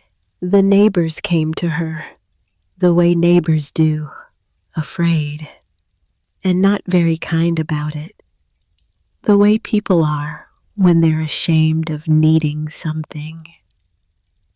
Odessa stopped, worked her jaw. "She sent them away." The morning birds started up in the creek bottom. Small sounds, tentative. All of them, every single one. She had fought so hard for that harvest, and they had mocked her, threatened her, told her she was unnatural. And then, when the season turned, they came to her door with their hats in their hands, and something in her, something that had been bent too many times and too hard. Odessa shook her head. "It broke the wrong way. Instead of opening up, it closed down. Hard. Permanent." She kept it all. She kept every kernel, built her fence higher, bought a dog, went to the store only when she had to, and the valley. Odessa paused. The valley had a bad winter, a very bad winter, and not everyone made it through. Marin's hands were cold on the fence rail, even though the morning was not cold. "A child," Odessa said quietly. "A child in the valley didn't make it through February. Jonah Kettridge, 5 years old, fever that went to his lungs. His mother said afterward that if they'd had better food, stronger food going in, he might have fought it off. Might have. Odessa's voice did not waver, but the effort of holding it level was visible, like watching someone carry something heavier than they should. My mother never knew for certain that she could have saved him, but she never knew for certain that she couldn't, and that uncertainty, she carried it the rest of her life. The morning light was coming up gray and soft, touching the tops of the cottonwoods. "She was right about the birds," Odessa said. "She was right about the soil. She was right about the farming. She was right about all of it. And she spent the next 30 years alone in a valley that should have loved her. Died in that house with nobody to hold her hand." She turned and looked at Marin.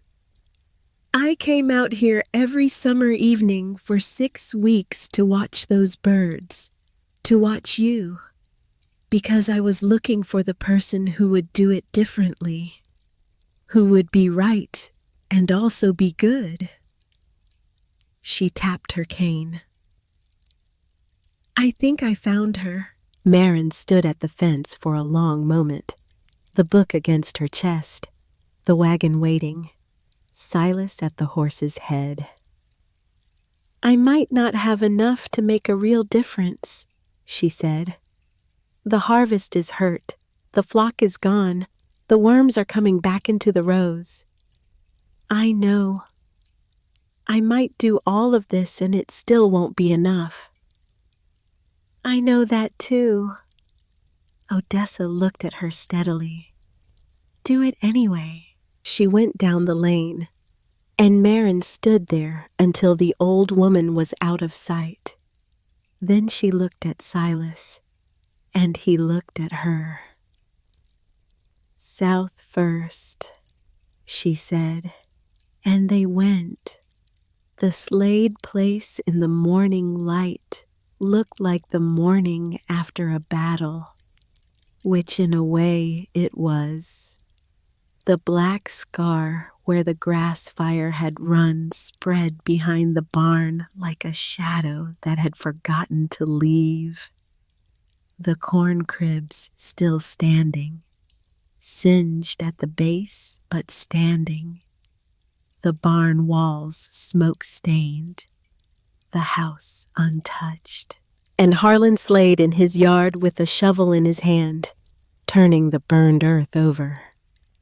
Not because it needed turning, but because a man who doesn't know what to do with his hands will do the nearest physical thing and call it useful. He looked up when he heard the wagon, and his face went through 3 things in quick succession: surprise, wariness, and then a kind of bracing, like a man setting his feet for a blow he has already decided he deserves. She climbed down without saying anything, picked up her book, walked past him to the garden. What was left of it? Which was not much. Brown heads, dead vines, soil that smelled of heat and neglect, and the particular bitterness of a season that had gone wrong from the inside. She knelt. Right there in the ruined dirt, her good skirt, her knees in the ash-gray soil, and she put her hands into the earth and began to turn it. Harlan watched her. "What are you doing?" "Looking." She turned another handful, and there they were, the grubs, pale and fat in the cool underlayer. just like her book said. Come here. He didn't move for a moment. Then something gave in him, some last residue of pride or stubbornness, or whatever it is that keeps a man standing when he should be kneeling. He walked over, and he knelt beside her in his ruined garden. She put a grub in his palm. This is what killed your cabbages, not the birds, not anything I did. This. She pointed to the soil. They're in the top 2 inches in the morning when it's cool. You can take half of them out with one good early turning, before they go deep, before they hatch, before they have a chance to set up in the roots. He looked at the grub in his hand, his face unreadable. She opened the book. Turn to August of 2 years ago. The entry about the cool morning turning. Read it to him aloud. Not performing, not proving, just reading. The way you read a recipe to someone in a kitchen. Practical, collegial. Like the past 4 months had not happened, and they were just 2 farmers talking about soil. In the fall, she said, after the season's done, turn it deep, 6 inches, more if you can. Brings the grubs and the egg cases up where the frost gets them, where the crows get them. Knocks the population back enough that the following spring they don't get ahead of you. She turned another page. At the row ends, plant Phacelia, or sweet alyssum if you can get the seed. They draw the wasps and beetles that feed on the grubs. Not enough to stop an infestation by themselves, but enough to slow it, enough to give you an edge. She turned another page. Rotate your cabbages, never in the same ground 2 years running. The eggs overwinter in the soil. Give them a year without the root crop they want, and half of them die without ever hatching. Harlan was listening, his hands resting on his knees, the grub still in his palm, his face doing something she had not seen it do in all the months of this summer. Opening, not wide, not with ease, but opening. The way a window opens when the swelling in the wood finally gives on a day warm enough to allow it. None of that's magic, he said. No, none of it requires birds. It helps to have birds, but no, it doesn't require them. He was quiet a long time.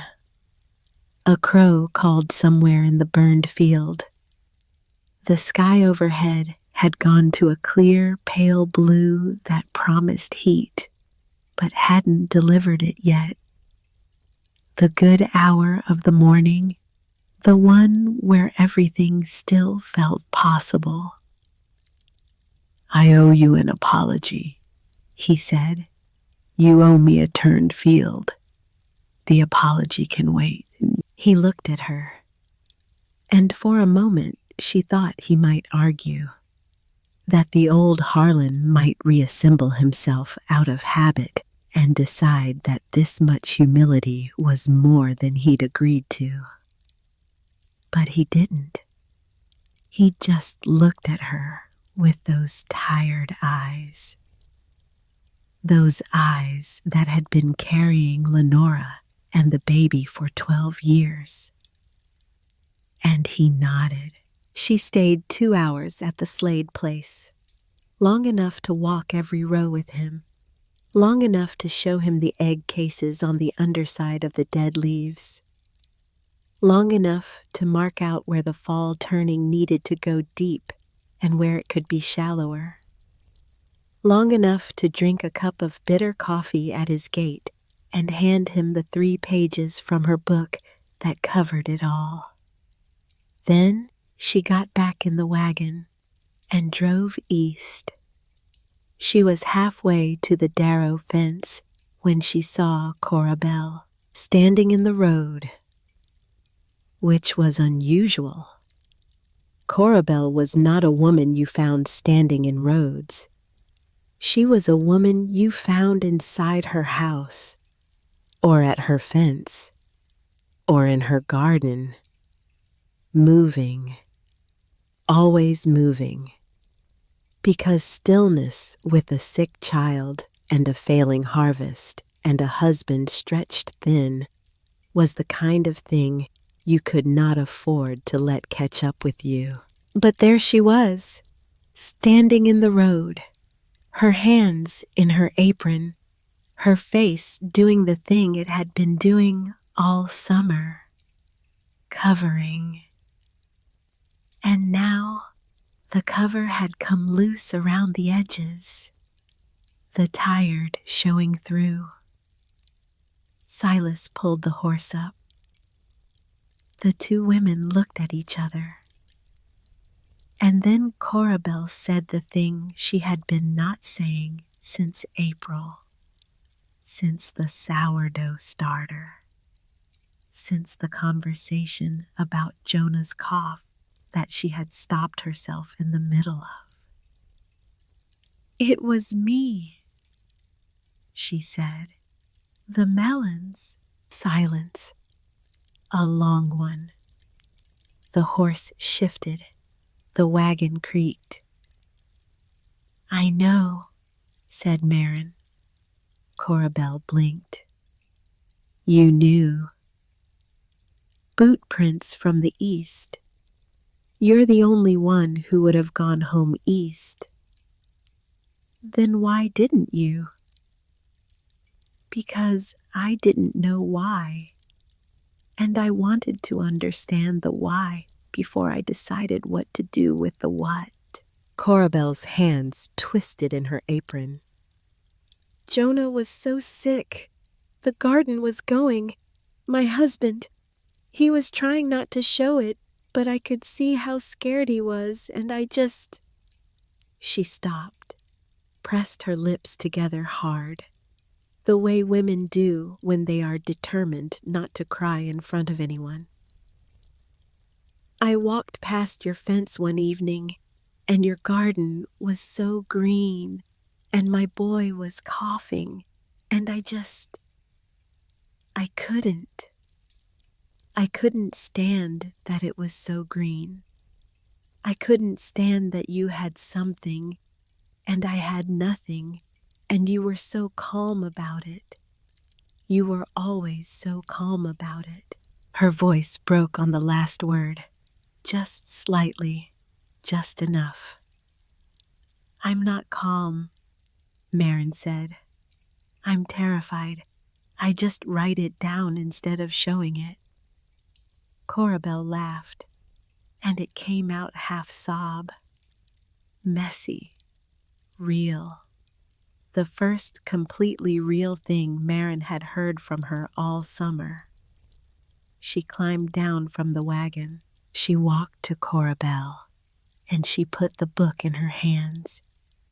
And then she pulled from her coat pocket the cloth bag she had brought from the cabin. Seeds, wrapped and labeled in her tight, careful hand. Cabbage, bean, corn, and one small paper twist of phacelia seed with a note in the margin about planting it at the row ends. "The book is a copy," Marin said. "I made it last night. It's yours." Cora Belle looked at the book, then at Marin. "After what I did, after what you did." Marin folded Cora Belle's fingers around the seed bag. "Jonah needs to eat this winter. That's all I know." The rest we can sort out when we're not so tired and scared. And Corabelle, who had been holding herself together with the particular fierce determination of a woman who cannot afford to fall apart because too many things depend on her staying upright, finally just came apart a little, not dramatically, not in the way of the stories, just her shoulders going down and her breath going shaky and her eyes spilling over. She held the book and the seeds against her chest, the way Marin had held the book against hers at the fence that morning. The way you hold something you have just been given that costs the giver something real. Marin, she said, and there was no pretty speech in it, just the name, carrying everything the pretty speech would have ruined by trying to contain it. Plant the beans deep, Marin said, deeper than you think. I wrote it in the notes. She got back in the wagon, looked at Silas. He had an expression on his face she did not see often. Something careful and private and warm. The expression of a man watching his wife do the thing he did not entirely understand, but knew down to his bones was exactly right. How many more? He said. 5 families, maybe 6 if the Woodfords are home. It's going to be a long day. It's been a long summer. She took up the reins. One more long day won't kill us. He almost smiled, which from Silas was the same as laughing out loud. And they drove on. The word traveled the way words travel in a valley where everyone is hungry and frightened and desperately looking for something other than dread to hold on to. By noon, there were people coming to them. Meeting the wagon at their fence before Marin could climb down. Word of what she had been doing at the Slade place, at the Darrow fence, had moved faster than the horse. At the Woodford place, she knelt in 3 different rows and showed them the grubs. At the Hensley place, she drew a diagram on the back of an old flour sack showing the rotation. Which crop went where and why, and for how long. At the Calvert place, the husband stood back with his arms folded and his jaw set until his wife touched his arm. And then he came and knelt and listened. Because a man can hold himself back from being taught, but a man cannot easily hold himself back when his wife is already learning. And something happened in the afternoon, something that Marin had not planned and would not have dared hope for. The people stopped simply receiving and started asking, what about the corn? What about the trap rows? What about the fall turning when the soil is hard from summer? What do you do with a row that's been in beans 3 years running? Can you use the ash from the fire for the brassicas, or is it too alkaline? Good questions. Precise questions. The questions of people who had stopped grieving and started thinking. And Marin answered every one. From memory, from the book, from 3 years of getting things wrong in ways that taught her how to get them right. It was Odessa who named what she was seeing. The old woman appeared at the edge of the Hensley property in the late afternoon. How she had gotten there on that cane, Marin could not fathom. But there she was, sitting on a fence post like she had simply materialized, watching the small crowd around Marin's flour sack diagram with an expression that could only be called satisfaction. "You ever notice," Odessa said, when Marin came to stand beside her, "how the folks who farm by the book, who do it by the known way, the certain way, they end up fighting everything, the bugs, the weather, the birds, wearing themselves thin against the world?" "I've noticed, and here you are, not fighting a thing." The old woman nodded at the crowd, at the questions, at the flour sack with its diagram of crop rotation and row ends full of flowers. "Just telling people what you learned by watching, asking what wants to happen, and helping it along." She tapped her cane once. "That's the older way, the truer way. Most folks forgot it." A pause. "My mother forgot it when it mattered most." Marin looked at her, at the lines in her face, at the years in her eyes. "You've been looking for someone to remember it." "Been looking a long time." Odessa held her gaze. "Don't waste it." When they got home, the sun was going low and red over the ridge. The garden in the evening light looked smaller than it had in July, humbler. The flock months behind it now like a dream you can still feel the edges of, but can't quite see anymore. The cabbages had headed, small but solid. The beans hung ready. The corn was near enough to dry that it rattled softly in the evening air. Not the harvest she had planned, but a harvest. Silas unhooked the horse. She stood at the fence, looking at the rows. It was a wounded garden. The worms had not been idle since the birds left.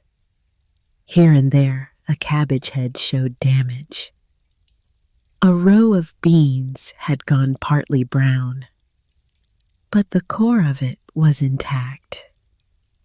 Because she had been out in the cool dawn every morning since the birds left, turning the top inch, finding the grubs, clearing them by hand, one row at a time. The way you do a thing when there is no miracle available and only the patient work is left. It was not the same as 10,000 birds. But it was not nothing. "It won't be the harvest we planned," Silas said beside her. "No, but it might be enough to share." She turned to look at him. "I've been thinking," he said, slow, careful. The way he said things he had been working out for a long time and was now finally certain of. What we don't need to see ourselves through. Seed for next spring. For everyone. She had known it was coming. Had known it since the morning she woke up and got the wagon. Since Odessa told her about Josephine. About the child who didn't make it through February. Since the moment she knelt in Harlan Slade's ruined garden and put a grub in his palm. All of it, she said. Everything we can spare, especially them. He did not say who. He did not have to. Especially the folks who trampled our melons and rode up our lane and called me names. especially them. That's how you end a thing like this, not by being right at people until they break. He looked at her, and there was the crooked smile, the one he saved. But by being good to them until they can't keep up the quarrel. She put her hand in his, and they stood at the fence in the last light, together, looking at the garden they had fought for all summer. The garden that had cost them sleep and neighbors and 6 days of terrible silence. The garden that was still alive. The last days of September were given to the harvest. Just the two of them, working the rows at dawn and dusk, pulling the cabbage heads, shelling the beans, cutting the corn, everything laid out on the south side of the cabin to dry. The yield was honest, if not spectacular. Enough for winter, and more than enough seed. More than enough to send something to every family along Flint Creek with a page from the book folded in with it. Marin stayed up late those nights, copying. She had one book, but 7 families needed what was in it. So she copied it out. Not the whole thing.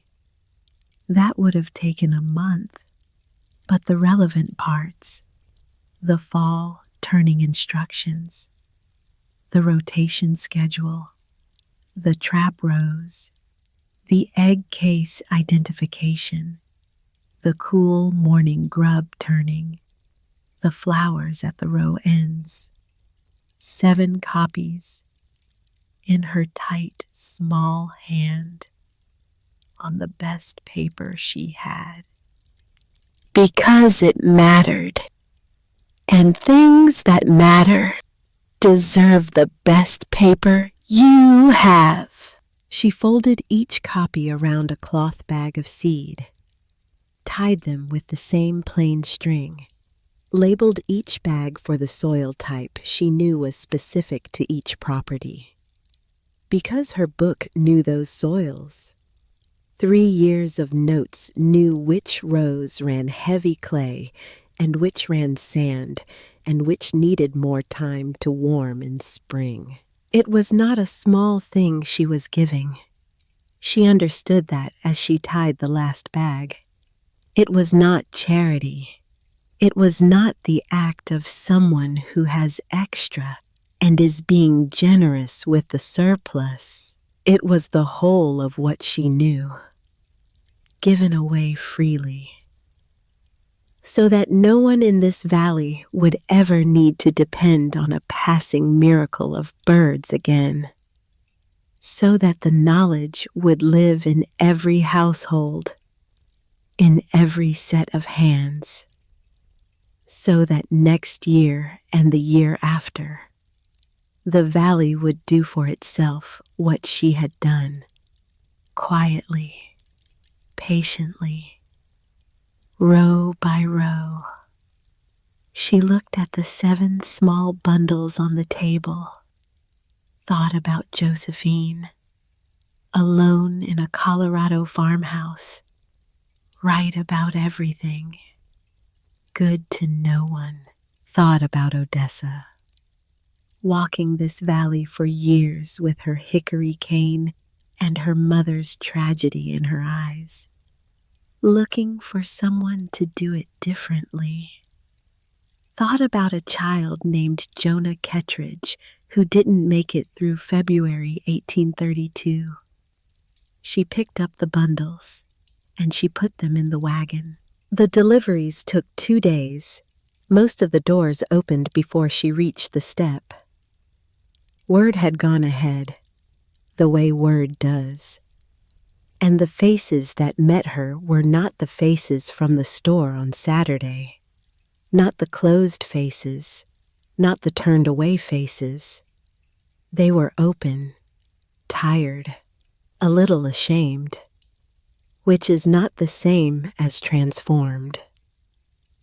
People do not transform in one season, but ashamed is where transformation begins.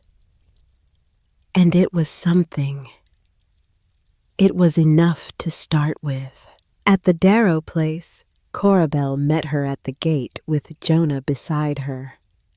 The thin boy, the sick one, standing on his own feet in the fall air with his color better than Marin had seen it all summer. Corabelle had given him honey and mint and whatever extra food the valley had managed to scrape together for the families with sick children. And he was still thin, still pale, but upright. "He's going to be all right," Corabelle said. "Yes." Marin looked at the boy, who blinked back at her with solemn dark eyes. "He is." She handed Corabelle the bag. Though Corabelle already had a copy, she gave her a second one, because Jonah's future was worth a second copy. Harlan Slade came last, which was not a coincidence. She had saved him for last deliberately, not to make him wait as punishment, but because she wanted the other deliveries done first, because she wanted to come to his door with nothing left to prove and nothing left to lose. Just the seed, just the pages, just herself. He was in the yard. He had been in the yard. She thought he might have been standing there since she left last time, turning that shovel over in his hands and turning things over in his mind. That was the thing about Harlan Slade. He was slow to open, but once he started, he didn't stop. He came to the gate. She held out the bag, the folded pages on top. He took it, turned it in his hands, read the label she had written, his soil type, his specific rotation, his property, because his ground was different from the Darrow ground, and she knew it. "You wrote this for my land specifically," he said. "Your back rows run heavy. The fall turning needs to go deeper there. I noted it." He looked at the pages, then at her, and the apology that had been building in him all week. Slow, the way good things build, like a stone wall laid one rock at a time. It came out not in a speech, not in anything elaborately constructed, just a sentence. "The Pigeon King," he said, and now it was not a sneer, not a joke, something close to wonder. "I owe him an apology, and I owe you the bigger one." "Plant the seed," Marin said. "That's the apology." She turned to go. "Marin." She looked back. "Next spring, if you'd be willing, I'd like to come by your place and see your book. The whole thing, not the copies, the real one." He worked his jaw. "I think I've been farming for 30 years, and I might be starting at the beginning." She thought about saying something easy, something kind and smooth. The sort of thing you say to make a moment pass gracefully. But she was too tired for smooth and too honest for easy. "You're not starting at the beginning," she said. "You're starting at the truth. It's different. It's harder. And it's the only thing worth starting. She drove home in the October light, the hills brown and gold on either side, the creek running quiet, the wagon empty of everything she had carried into it except the book itself, which she would not give away. Not because it was too precious, but because it was still being written. There was still a new year to come, a new planting, new rows, new things to get wrong and write down and adjust. The book was not finished. It would never be finished, because the land did not finish speaking. It just changed what it was saying, season to season, and her job, the only job, was to keep listening, keep writing, keep being willing to find out that what she thought she knew was only half of what there was to know. Silas was at the fence when she got home, which was unusual. Silas was not a fence-standing man. He was a working man, a doing man. When the work was done, he sat in the chair and was still. He did not stand at fences and look at things. But there he was, leaning on the top rail, looking out at the garden. In the fall light, the rows were bare now, turned, ready for winter. The cottonwoods going yellow above the creek, the sky that deep October blue that doesn't last. He heard the wagon and turned, and she saw that look again. The private, warm one, the one she did not see often and could not get tired of seeing. "How'd it go?" he said. "Harlan wants to come see the book in spring." "Lord, I know. Think he means it." "Yes." She climbed down, stood beside him at the fence. "I think this summer broke something in him, but I think it might have broken the right thing." They stood together, looking at the turned earth, the empty rows, the place where the garden would be in the spring that was not yet a garden, just potential, just dark soil waiting for the right moment to become something alive. "You know what I keep thinking about," Silas said. "Tell me. Those birds, coming all that way, stopping right here, of all the fields in all this country." He shook his head, and then going south again, just gone, not knowing what they did. "They weren't trying to save anyone. They were just following the bugs." "I know. That's what I mean." He turned to her. "They didn't have a plan. They didn't keep a book. They just did what they were made to do. And it happened to be exactly what we needed." Marin thought about that a long time. About birds following their hunger south. About worms following the heat down into the soil. About the whole long chain of creatures doing nothing but being what they were.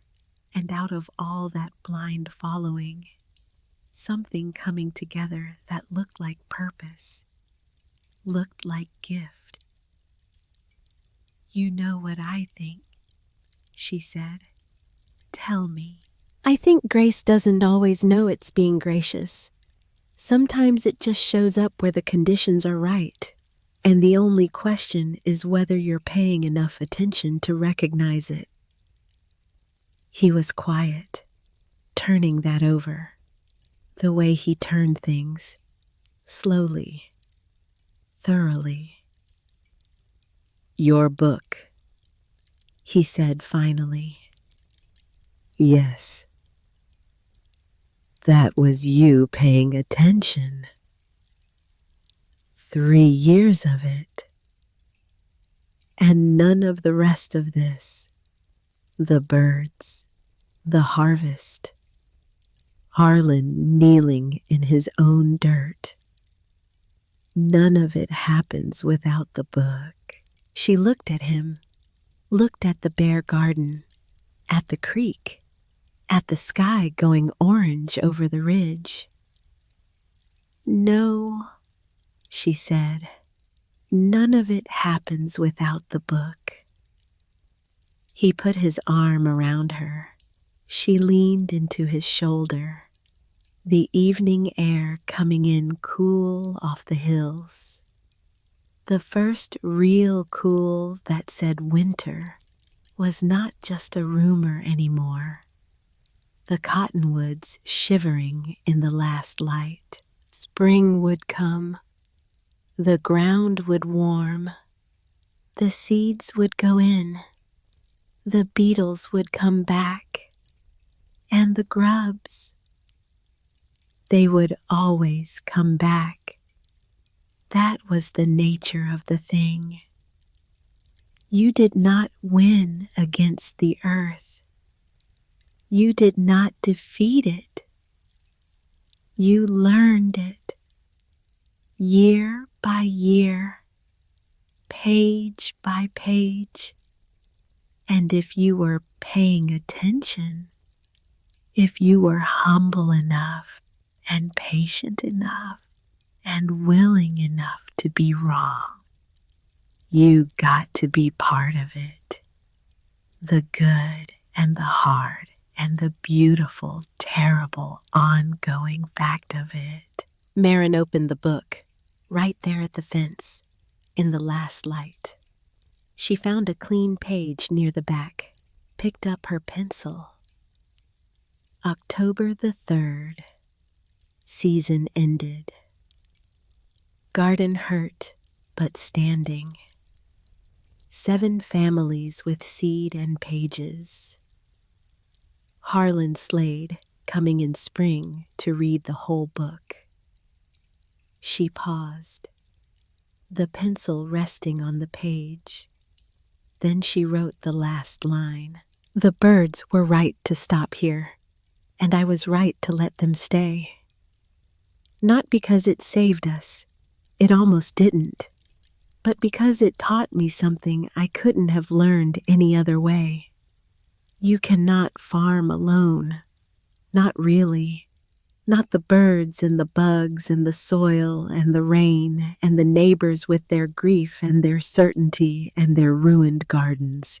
It's all one thing, and the only way through it is together.